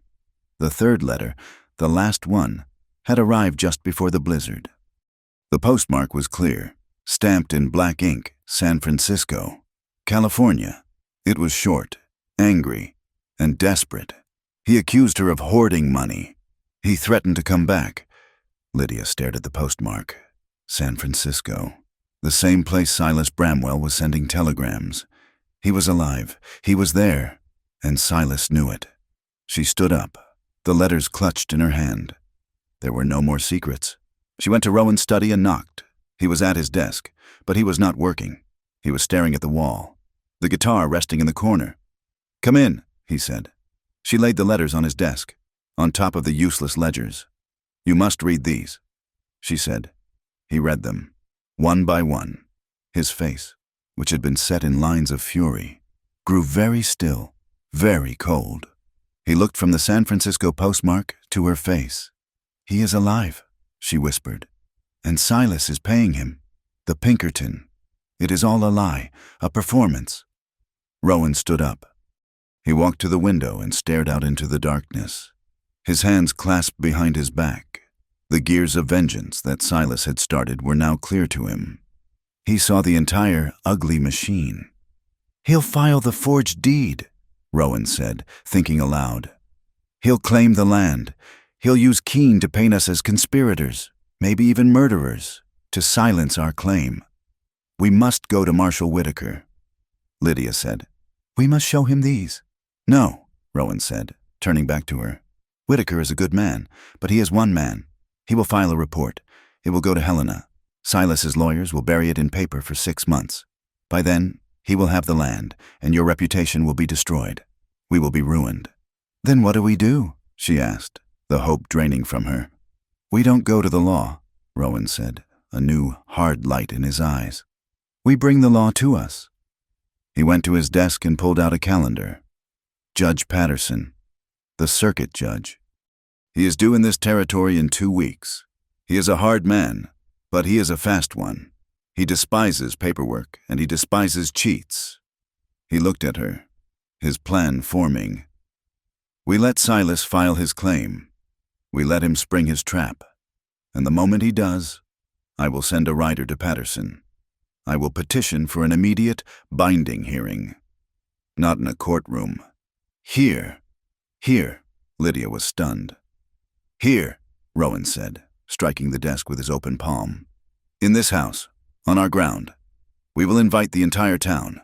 We will let Silas bring his forger and his paid detective, and we will confront them in the light of day, in front of the very people he has tried to poison against us. We will give them justice, right here, on the prairie." The audacity of it was terrifying. It was an all-or-nothing gamble. A new, tense quiet settled over the ranch. They were no longer just surviving. They were preparing for war. But Ambrose Keene was not idle. He was a Pinkerton, and he was thorough. He had been paid by Silas to build a case, and he would build one, even if he had to manufacture the pieces. 2 nights later, Ira was making his last rounds. The new calves were sleeping, and the cattle were quiet. He was uneasy. The air was too still. He had seen the Pinkerton in town, watching the ranch from a distance. As he circled the massive hay barn, his horse suddenly shied, snorting and backing away. Ira calmed the horse, his eyes scanning the ground. In the soft, damp earth near the barn's rear foundation, half hidden in the shadow, he saw it. A boot print. It was not a rancher's boot. It had a narrow, city toe and a flat, worn-down heel. It was the print of Ambrose Keene. Ira dismounted, moving like a ghost. He followed the tracks. They led from the brush near the creek to this one spot at the back of the barn, and then back to the creek. The man had stood here, in the dark, for some time, studying, planning. Ira looked at the dry, seasoned wood of the barn, stacked to the rafters with the ranch's entire supply of winter hay, the fuel for the roundup. He felt a cold dread creep up his spine. He ran back to the house and knocked on Rowan's door. "The city man," he said, his voice low and urgent. "He was at the hay barn. He left tracks." Rowan grabbed his rifle, but it was too late. A shout, thin and desperate, came from the bunkhouse. "Fire, boss! Fire!" Rowan and Ira burst out onto the porch. Lydia ran to the window, her hands flying to her mouth. The night was gone. The western sky was lit with a terrible, pulsing, orange-red light. The massive hay barn, their food, their security, was a roaring inferno. Flames licked 100 feet into the air, a tower of destruction. A sudden, sick gust of wind blew from the west. It carried a shower of red-hot sparks and burning hay, scattering it like deadly rain. Rowan did not look at the hay barn. That was already lost. He looked at what was downwind, the calving shed. Its dry shingled roof was already smoking, and from within they could hear the high, terrified, panicked bellows of the new calves. This was not an investigation. This was an execution. There was no time for thought, only the animal reflex of survival. The roar of the hay barn was a physical presence, a vibrating, hungry god that sucked the air from their lungs. The heat was a fist, striking them even from the porch. Rowan Calder did not waste a second on the hay. It was gone. 1,000,000 pounds of winter feed turning to ash. He pointed to the calving shed, where the roof was now smoking, sparks clinging to the dry shingles like a swarm of demonic insects. The sound from within, the high, piercing, terrified scream of the calves, was worse than the fire. "Ira, the north gate, I'll take the south." Rowan's voice was a cannon shot, cutting through the chaos. He was already moving, grabbing a heavy wool blanket from a hook by the door as he ran. Lydia grabbed May, her mind racing. She could not run. She could not hide. The fire was downwind of the house. Sparks were already landing on their own roof. "Toby!" she screamed, her voice sharp with a mother's terror and a leader's command. Toby, who had been frozen on the porch. his face pale in the orange light, snapped his head toward her. "Do you hear me, son? You are a hand of this ranch. You will act like one. Get marmalade, get the small water cask from the trough, hitch it to the wagon, bring it to the house. Now! Toby, run!" The order, the inclusion, the sudden weight of responsibility shattered his fear. He was not a victim. He was a hand. He nodded once, a sharp, terrified bob, and sprinted, shoeless, toward the stable. Lydia ran back into the house, May clinging to her neck. She grabbed the heaviest quilt from her own bed, raced to the water pump in the kitchen, and plunged it into the basin. Soaking it, she ran back out, throwing the heavy, sodden blanket over herself and May. A makeshift, steaming shield. The two new ranch hands, young men hired for the roundup, burst from the bunkhouse, wild-eyed and useless, pointing at the inferno. Lydia, a small, shielded figure emerging from the smoke, shouted at them. "The barn is lost! The house, get buckets! Form a line from the pump, the roof, get water on the roof!" They stared at her, dumbfounded.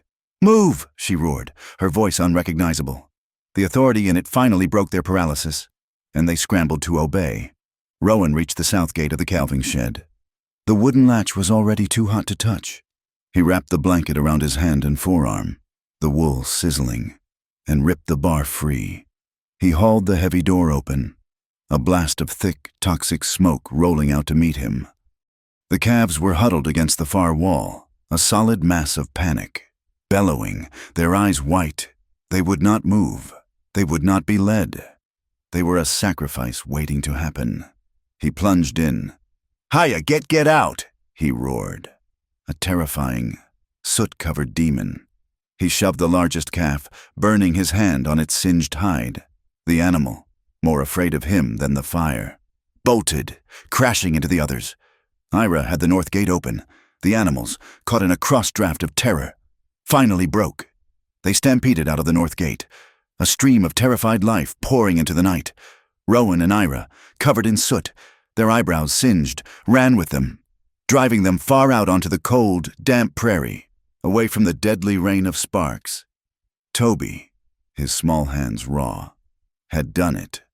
He came around the corner of the house, the fat pony Marmalade straining, pulling the small buckboard wagon. In the back, the small water cask they used for household chores sloshed. "Lydia," her voice hoarse, directed the line. One hand fed the pump, the other, with Lydia at the front, threw buckets up to the man on the low kitchen roof. They were wetting down the shingles, creating a barrier. The house, at least, would stand. As Rowan drove the last of the calves to safety, Ira held up a hand. "Listen." Rowan stopped. Above the roar of the fire and the bawling of the animals, there was a new sound. A man, coughing, near the creek bed. Ira pointed toward the burning barn. "They set one fire. Boss, they will set two." They moved as one. Not back to the house, but toward the creek. They cut a wide angle, using the smoke as cover. They saw him. A man, not Ambrose Keene, but a drifter Rowan recognized from the saloon in Copper Ridge. He was crouched by the creek, watching his work, his face lit with a terrible, fascinated grin. He was holding a second, unlit torch. Ira did not wait. He moved like a shadow, silent on the damp earth. He grabbed a heavy piece of driftwood from the creek bed as he went. The drifter heard him at the last second, his head whipping around. Ira did not hesitate. He brought the driftwood down in a single, hard, clean arc against the side of the man's head. The man dropped like a sack of grain. As he fell, a heavy canvas bag, tied with a distinctive green bank string, flew from his pocket. It landed in the mud with a solid, metallic clink. Rowan grabbed the bag. He tore it open. He poured the contents into his blackened, burned palm. Gold coins, not scrip, not silver dollars. Heavy, shining, $20 gold pieces, bank money. Ira hauled the unconscious man up by the collar. Rowan dumped the cold creek water on his face. The man sputtered, coughed, and his eyes flew open. He saw the fire. He saw Rowan's face, black with soot and a rage that was colder than the water. And he saw the gold in Rowan's hand. "He's gonna kill me," the man whimpered. Talk, Rowan commanded, his voice deadly calm. I...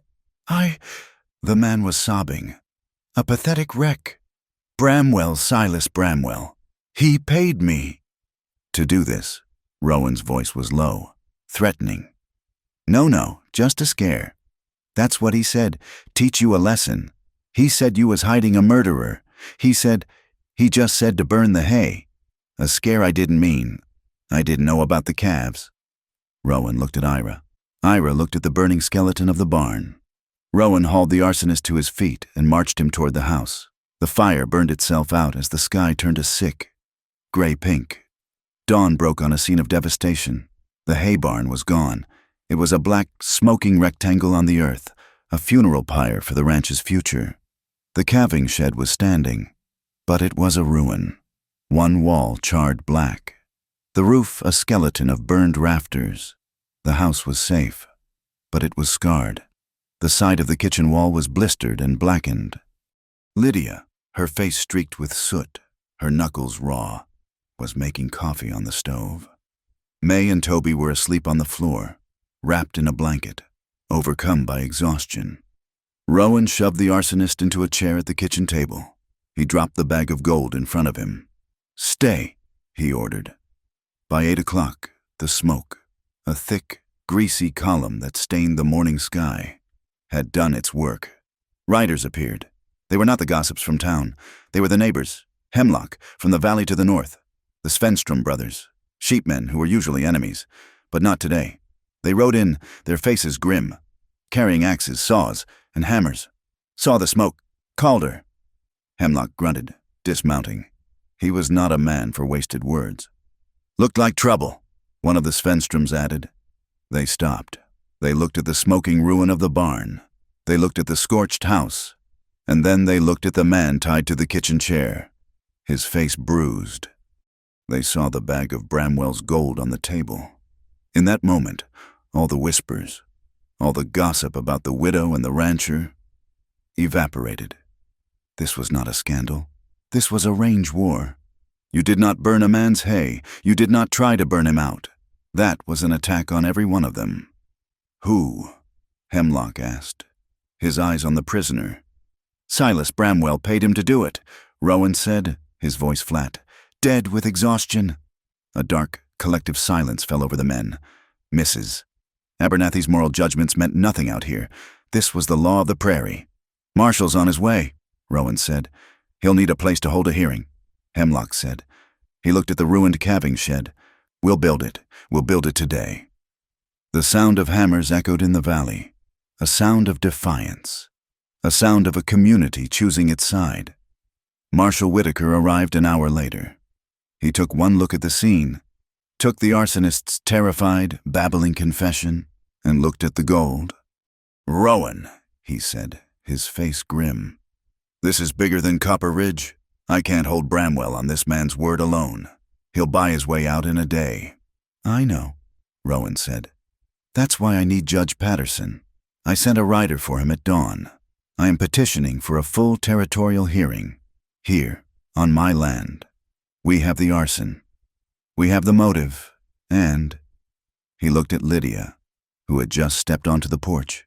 We have the victim. In town. The news of the fire and the captured arsonist hit the bank like a thunderclap. Ambrose Keene, his face pale, was in Silas's office. This is madness, Keene hissed, dropping his professional calm. This is not a financial investigation. Bramwell, this is arson attempted murder. The man confessed. I am an agent of the law, not your personal thug. Silas, for the first time, looked worried, but he held his ground. He's a drunken fool. His word against mine. Your job is to discredit the widow. Break her. The hearing will be nothing if she is seen as a liar and a companion. He pushed another stack of bills across the desk. Finish the job, Mr. Keene. Keene looked at the money. He looked at the open door, beyond which was the marshal's office and, quite possibly, a hangman's noose. He was trapped. Clara Pritchard, hearing the news, went to her small room behind the post office. She took the folded, flimsy copy of the telegram. Harrow is contained. She read it again. She knew Marshal Whitaker was planning the hearing at the Starlit Range. She knew the whole town would be there. She slipped the paper into her boot. That night, the ranch was quiet. The neighbors were gone. A new, rough-hewn temporary wall stood on the calving shed. The arsonist was in the marshal's jail. The children, finally safe, were asleep. Lydia was on the porch, staring at the black, scarred wall of her kitchen. She was scrubbing at the soot with a wet rag, a small, futile, necessary motion. Rowan came out and stood beside her. He was too tired to speak. They had been through the fire, and they had come out the other side. He looked at her. Her hands were black. Her face was a mask of grime. Her hair was falling from its braid. He had never seen her look more beautiful or more powerful. She was not a refugee he had saved. She was a partner. She was the one who had saved the house. "It's not over," she whispered, not looking at him. "No," he said, "it's just the beginning." He looked at her, and she finally turned and met his gaze. His eyes, in the pale moonlight, were clear. They were not hard. They were not cold. They were full of a terrible, resolute purpose. She saw the promise in them. He would not run. He would not falter. He would see this through. Lydia stopped scrubbing. She dropped the rag. She looked back at him, and her own gaze was just as fierce. She nodded. Once, they would stand together. To the end. The day of the hearing was not chosen by the law, but by the wind. A new, clean wind from the north had finally cleared the smoke from the valley, and on its tail came the circuit judge. Judge Patterson arrived not with a carriage, but on a single, hard-ridden mule, a small, cantankerous man who looked more like a prospector than a pillar of the law. He had a face like cured leather and eyes that missed nothing. He had accepted Rowan's petition for a prairie hearing because he despised the travel to Helena, and he had a nose for quick, brutal justice. The courtroom was the front lawn of the Starlit Range, set between the scarred, blackened wall of the kitchen and the raw, new-cut lumber of the rebuilt calving shed.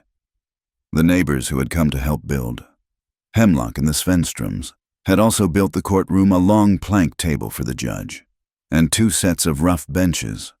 One set of benches was for the witnesses Rowan, Lydia, Ira, and the children. The other was for the town, and the town came. They came on wagons and on horseback, drawn by the irresistible gravity of the fire, the scandal, and the fall of great men. They filled the yard, their faces a mixture of fear, curiosity, and judgment. Mr. Harris the storekeep was there, as was Mrs. Abernathy, her face a mask of sour disapproval, and in the very back, trying to be small, was Clara Pritchard, the postmistress. Judge Patterson hammered a railroad spike he used as a gavel onto the plank table. The sharp clang cut through the murmur of the crowd. "This is a territorial hearing, not a circus," he barked, his voice impossibly loud for his size. "I am here at the petition of Mr. Rowan Calder, who claims a conspiracy to defraud.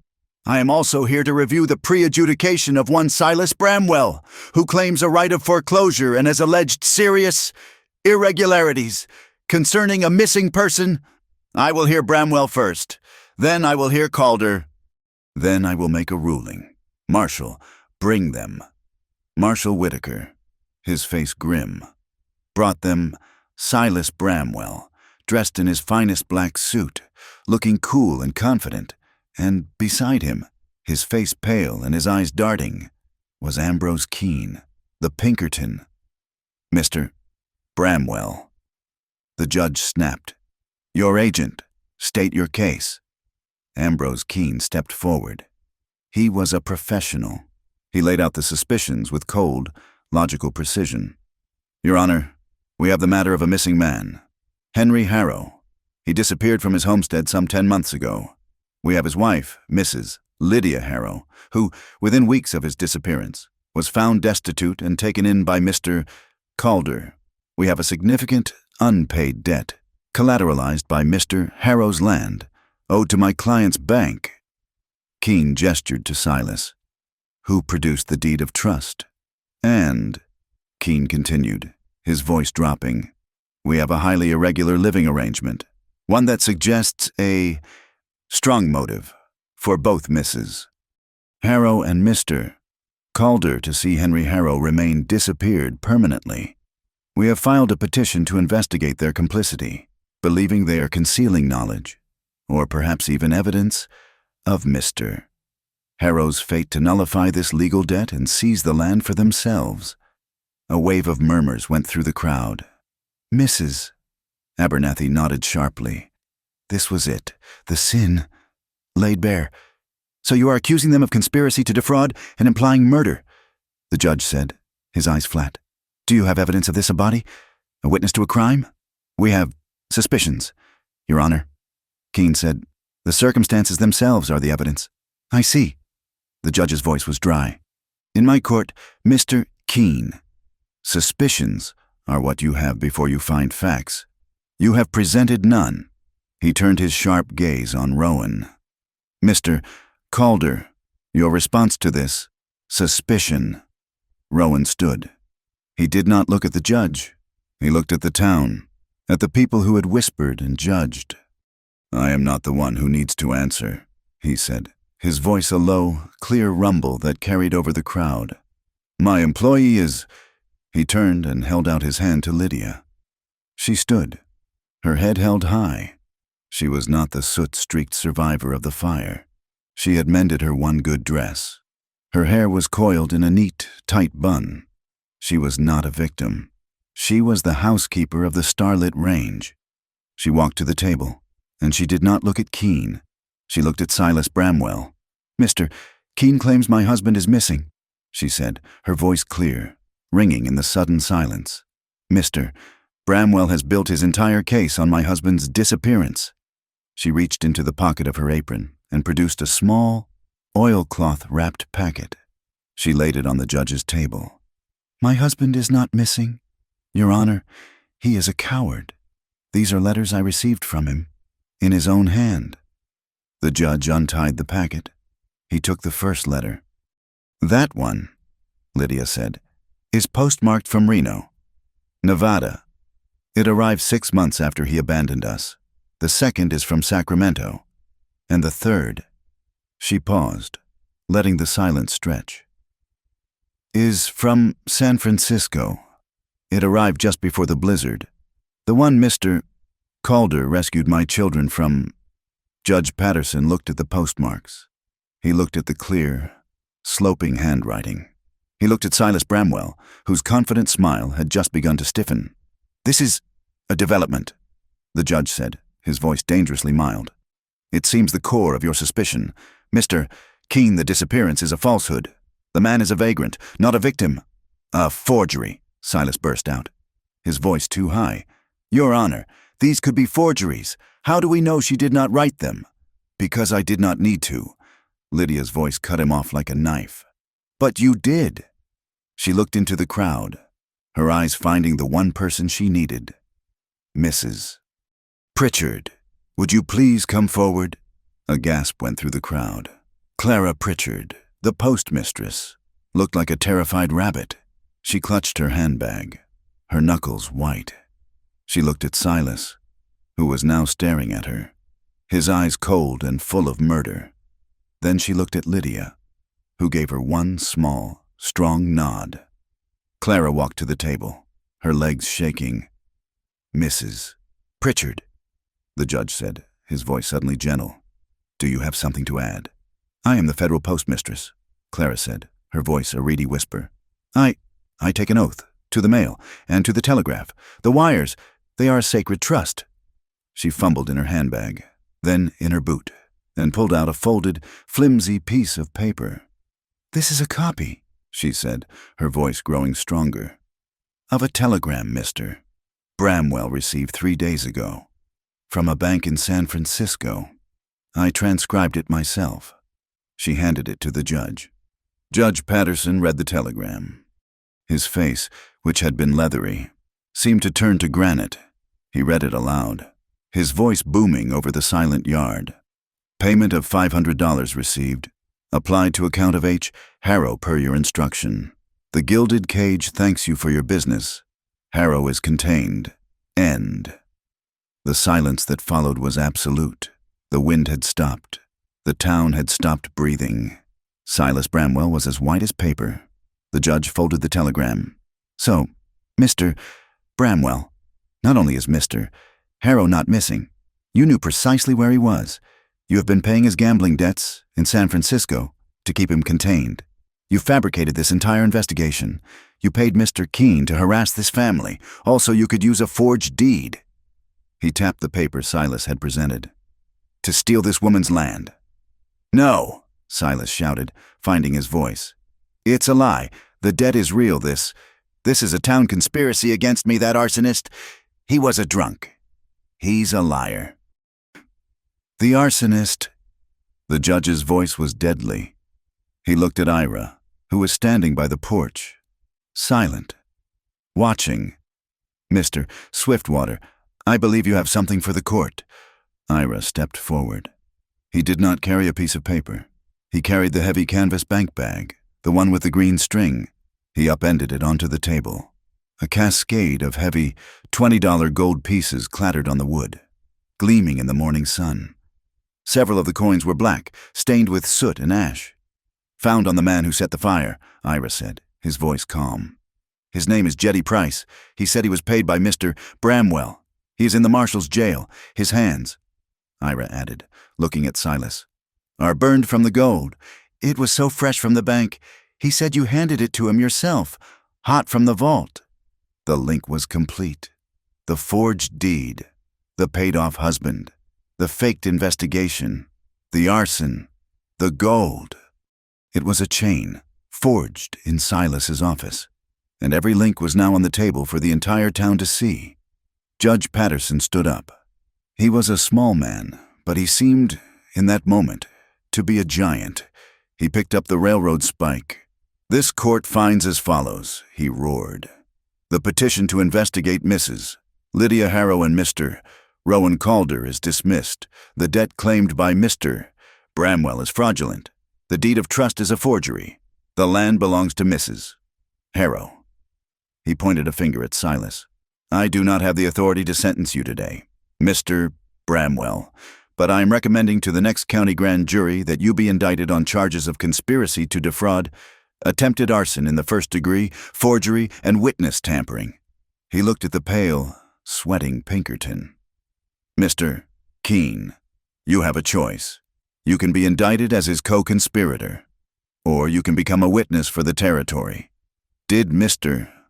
Bramwell hire you to investigate a crime, or to create one? Ambrose Keene looked at Silas's murderous face. He looked at the judges. He looked at the hangman's noose he could almost feel around his own neck. He broke. He hired me to create a pretext. Keene stammered, his voice cracking. He told me to apply pressure. He said to break her, and that he would handle Calder. The arson, that was his doing. Not mine, I am an agent of the law. You are a disgrace. The judge spat. He looked at the marshal. Marshal Whitaker, this man's reputation is gone. His bank is finished. His power in this valley is ash. He lifted the railroad spike and brought it down on the plank table with the force of a thunderclap. Clang. Arrest Mr. Bramwell. It was the moment the valley would remember for 50 years.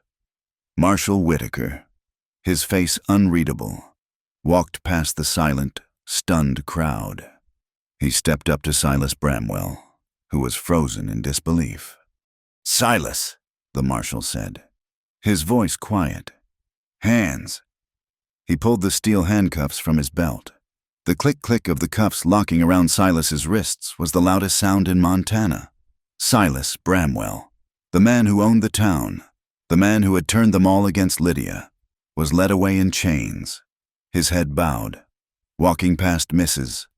Abernathy, past Mr. Harris, past the entire town that had, moments before, been on his side. A low, deep sound came from the crowd. It was not a cheer. It was a murmur, a sigh, a collective, shuddering gasp.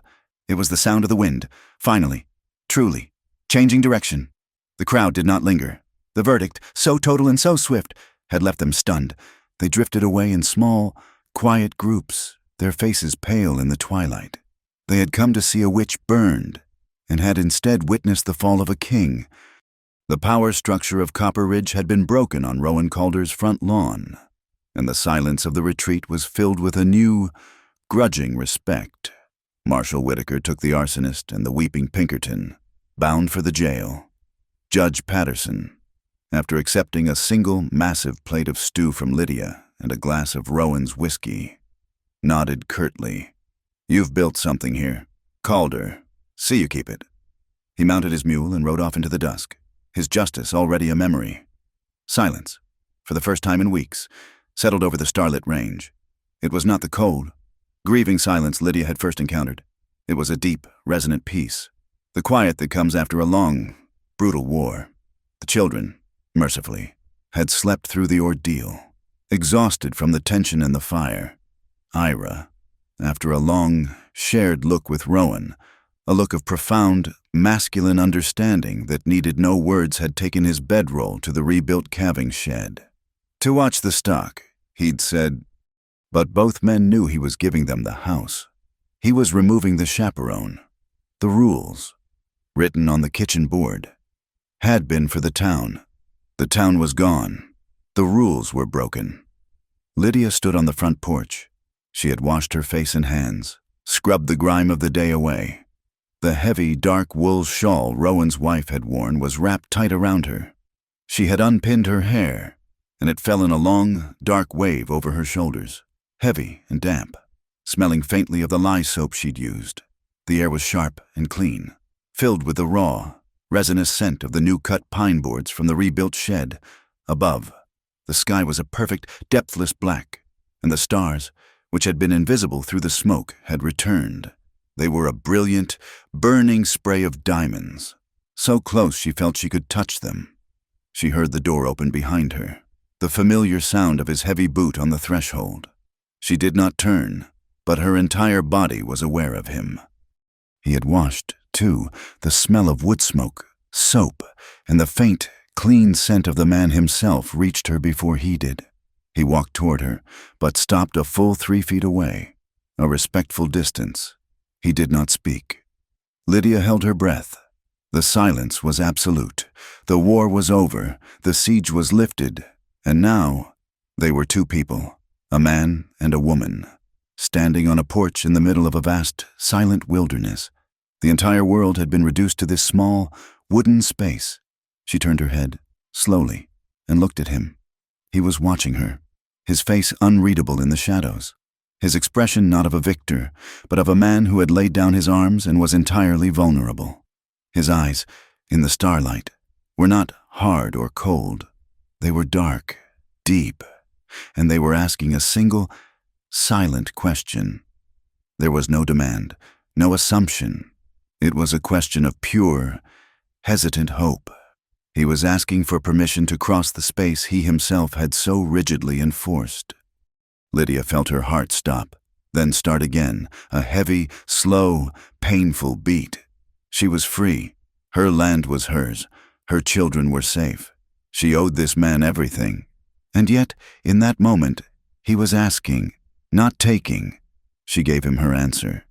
She did not speak. She gave a small, almost imperceptible nod. He let out a breath, a long, quiet sigh that she saw more than heard, a plume of white in the cold. He closed the distance between them. He did not reach for her body. He did not try to possess her. He reached for her hand. His hand, broad and warm and calloused, found hers, which was small and cold, still chapped from work. He did not just take it. He slid his fingers between hers, lacing them together, a slow, deliberate, perfect connection. His palm was warm, and the heat of it, the simple, living heat of him, shot up her arm and went straight to her heart, a shock more powerful than the coldest winter. They stood like that for a long time, hand in hand, their shoulders almost, but not quite, touching. She could feel the rhythm of his pulse, steady and strong, in his fingers. She matched her breathing to his, and soon, their breath mingled in the air. two white plumes joining, becoming one, and rising to the stars. He turned, shifting his body to stand in front of her, still holding her hand. He used his grip, gentle but firm, to draw her toward him. He was so tall, she had to tilt her head back to see his face. His other hand came up, not to her face, but to her shoulder, resting on the heavy wool shawl. He was still giving her space. He just looked at him, his gaze tracing her features in the starlight, her brow, her nose, the curve of her mouth. He looked exhausted and sad and relieved, and something else, something she had never seen in him, a profound, aching tenderness. He stepped closer, and finally, his body brushed hers. It was an embrace, but it was not an act of possession. It was an act of shelter. He wrapped his arms around her, one hand resting on the small of her back, the other cradling her head, his fingers tangling in the hair she had unbound. He pulled her against his chest, tucking her head under his chin.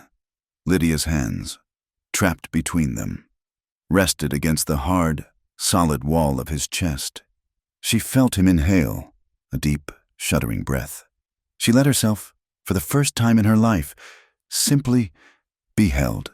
She relaxed against him. The tension of the day, the year, the entire fight, draining out of her. She was safe. He must have felt the surrender in her, because his arms tightened, and he lowered his head, his cheek resting against hers. His beard was rough, and his skin was warm, and she could smell the wood smoke in his hair. He spoke, his voice a low, rough vibration that she felt in her own chest. "You're safe, Lydia." He said it like a vow. "You are safe." She closed her eyes, a single hot tear escaping, soaking into the rough wool of his shirt. He held her for a long time. Then he gently pulled back, just enough to see her face. His hand, the one that had held her head, moved to her jaw, his thumb tracing the line of her cheekbone. "Rowan," she whispered, her voice breaking. His name, on her lips, was a permission he had waited a lifetime for. He lowered his head. The kiss was not a collision. It was not a victory. It was a slow, inevitable sunrise. It was achingly tender. His lips were chapped, but warm. He did not take, he asked. It was a hesitant question, a gentle brush. And when she did not pull away, when she, in fact, leaned into that small, warm pressure, the kiss deepened. It was a slow, profound exploration, a sharing of breath, a taste of comfort. He tasted of the whiskey he'd shared with the judge, of wood smoke, and of the clean, cold night air. And she realized, must taste of the lye soap and the bread she had baked that morning. It was a kiss of the life they had built, a kiss of shared survival. It was not rushed. It was filled with a desperate, heartbreaking reverence. Lydia's free hand, which had been pressed to his chest, opened. She spread her fingers against the hard muscle, feeling the steady, powerful, reliable beat of his heart beneath the coarse fabric. It was the most real thing she had ever felt. As her hand rested there, she felt him tremble. It was not a shiver from the cold. It was a deep, internal tremor, the reaction of a man who had held himself in check for 3 long, desolate years. A man who was finally, terrifyingly, allowing himself to feel. He pulled back, his breath ragged. He rested his forehead against hers. Their eyes closed. The silence of the porch was absolute. He opened his eyes and looked at her. He took her hand, the one he had held all along, and kissed her calloused knuckles. He stepped back and looked at the front door. It was closed. Beyond it was the house, the hearth, the warmth. He held out his hand. Lydia looked at the open door, the pool of warm, golden lamplight that spilled out onto the porch, a stark contrast to the cold starlight. She looked at his hand, the one that had saved her, the one that had held hers. She placed her hand in his. They walked into the house together.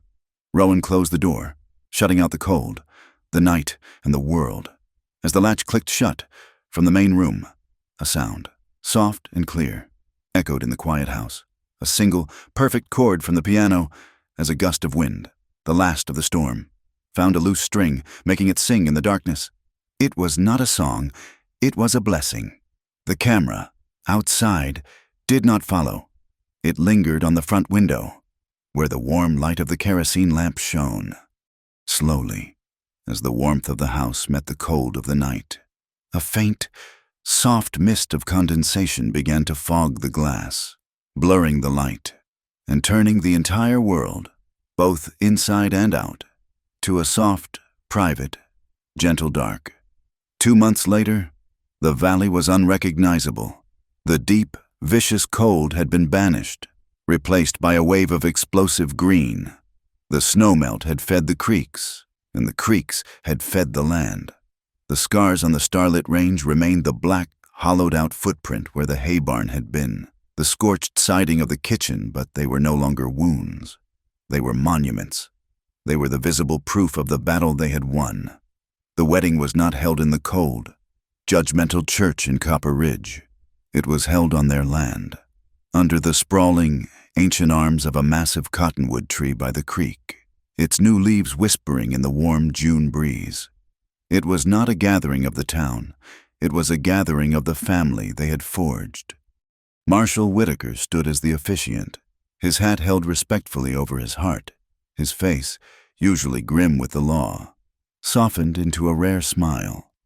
Clara Pritchard, who had refused to be left out, sat on a stump. Her hands, which had so bravely copied the telegram, now held a small, battered guitar, and she plucked a melody that was simple, sweet, and surprisingly steady. Lydia wore her one good dress, the dark blue wool she had worn to the hearing, but she had remade it, taking in the seams, and had sewn a small, intricate border of new calico at the collar and cuffs. In her hair, which was pinned up, she had woven a chain of the same wild prairie roses Rowan had once left on her piano. Rowan stood beside her. He wore no suit, just a clean shirt, the collar open. His scarred hands were clean, and his gaze never left her face. May, bursting with a 5-year-old sense of profound importance, walked ahead, tossing a handful of dried petals onto the grass. She stopped at the designated spot, turned, and pulled the heavy Longfellow book from a pocket. Her voice, high and clear, cut through the breeze as she read the verse they had practiced. The day is done, and the darkness falls from the wings of night. Toby, his face scrubbed and serious, stepped forward. He was the ring-bearer. He did not carry a velvet pillow.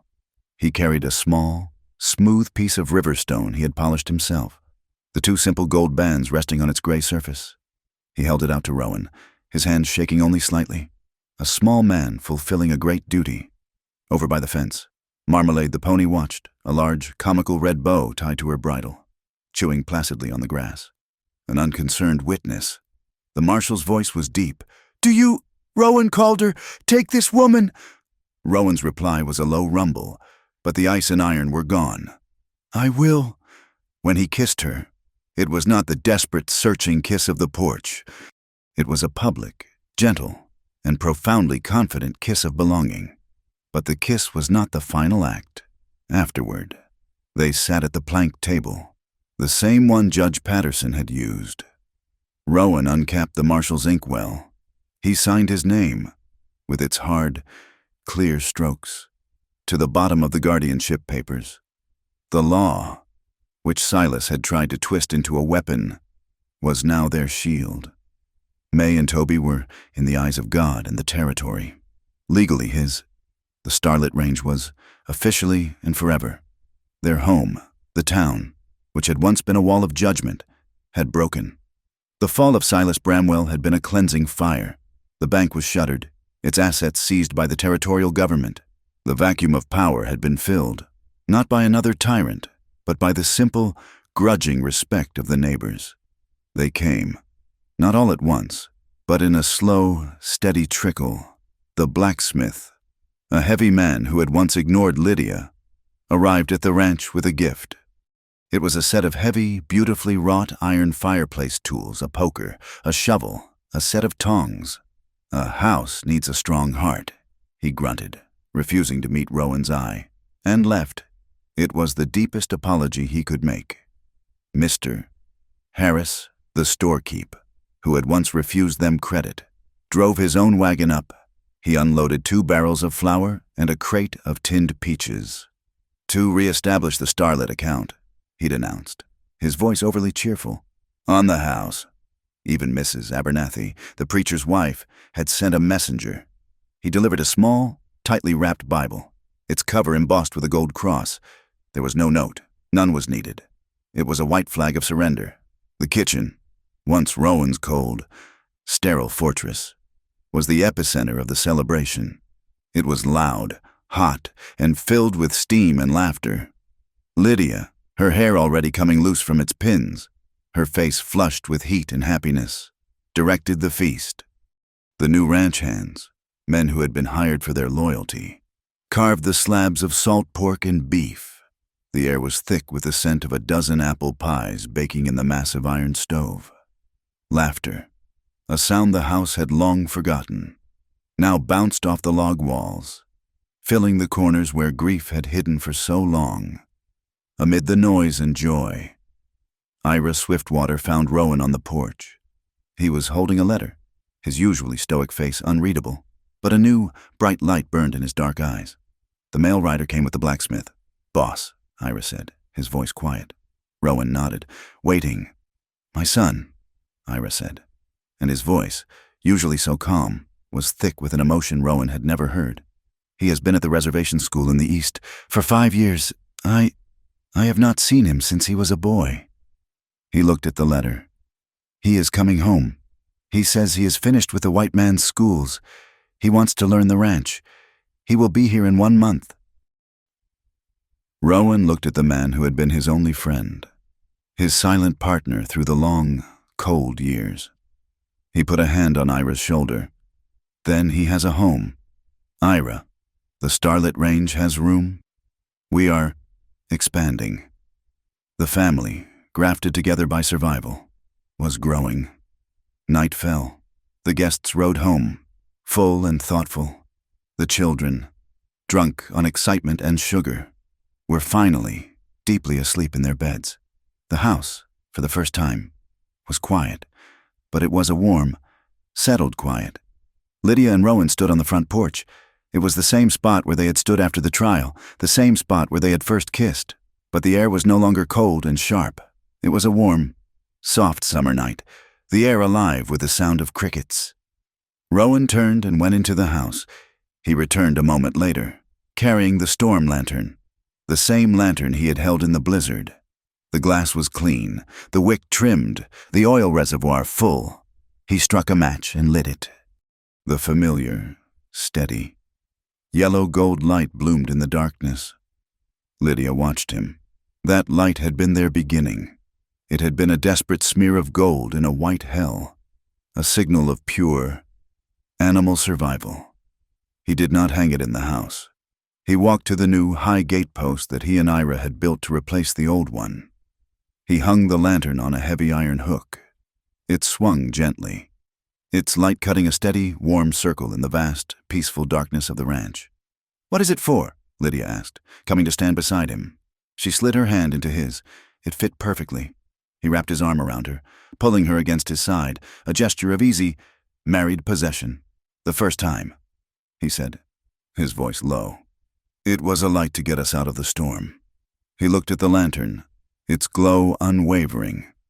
"Now," he said, his chin resting on the top of her head, "it is a light to show us the way home." It was no longer a signal of rescue. It was a beacon. They stood there for a long time, the masters of the Starlit Range, a complete and final unit. But the frontier was never at peace. It only changed its enemies. In the valley, the world was quiet. But down in Copper Ridge, a new sound had arrived. 3 men, dressed in expensive Eastern suits and bowler hats, had dismounted at the saloon. They were not Pinkertons. They were surveyors, agents for the Northern Pacific Railroad. They had unrolled their maps on the bar, their voices loud and confident. Speaking of a new spur line, they spoke of land grants, of progress, and of eminent domain. They spoke of a line that would cut directly through the valley, directly through the heart of the Starlit Range. They were not a single, corrupt men like Silas Bramwell. They were a faceless, armored giant, a new kind of storm, one made of steel and money and unstoppable progress. But that news had not yet reached the ranch. Up on the hill, Rowan looked down at Lydia, his wife. He saw the fire that had melted his ice, the strength that had saved his life. She looked up at him, her partner, her husband, her ally. They both knew, without saying it, that the world would always send more storms. But it no longer mattered. They had faced the wind, they had faced the fire, and they had faced the town. They knew how to stand together, and they knew how to keep the lamps lit. He led her inside, and the door closed. From the main room, the sound of the piano began to play, a warm, confident melody that spilled from the open windows. The lights of the starlit range, once dark and haunted, now blazed, a defiant, golden promise in the vast, starry dark. Below, the town of Copper Ridge lay quiet, and on the gate, the lantern was still burning. Thank you so much for listening to our story. We would love to know where in the world you are listening from. Please let us know in the comments and share your thoughts. Be sure to subscribe to Wild West Stories 1850. Give this video a like and support us by hitting the hype button so this story can be heard by more people.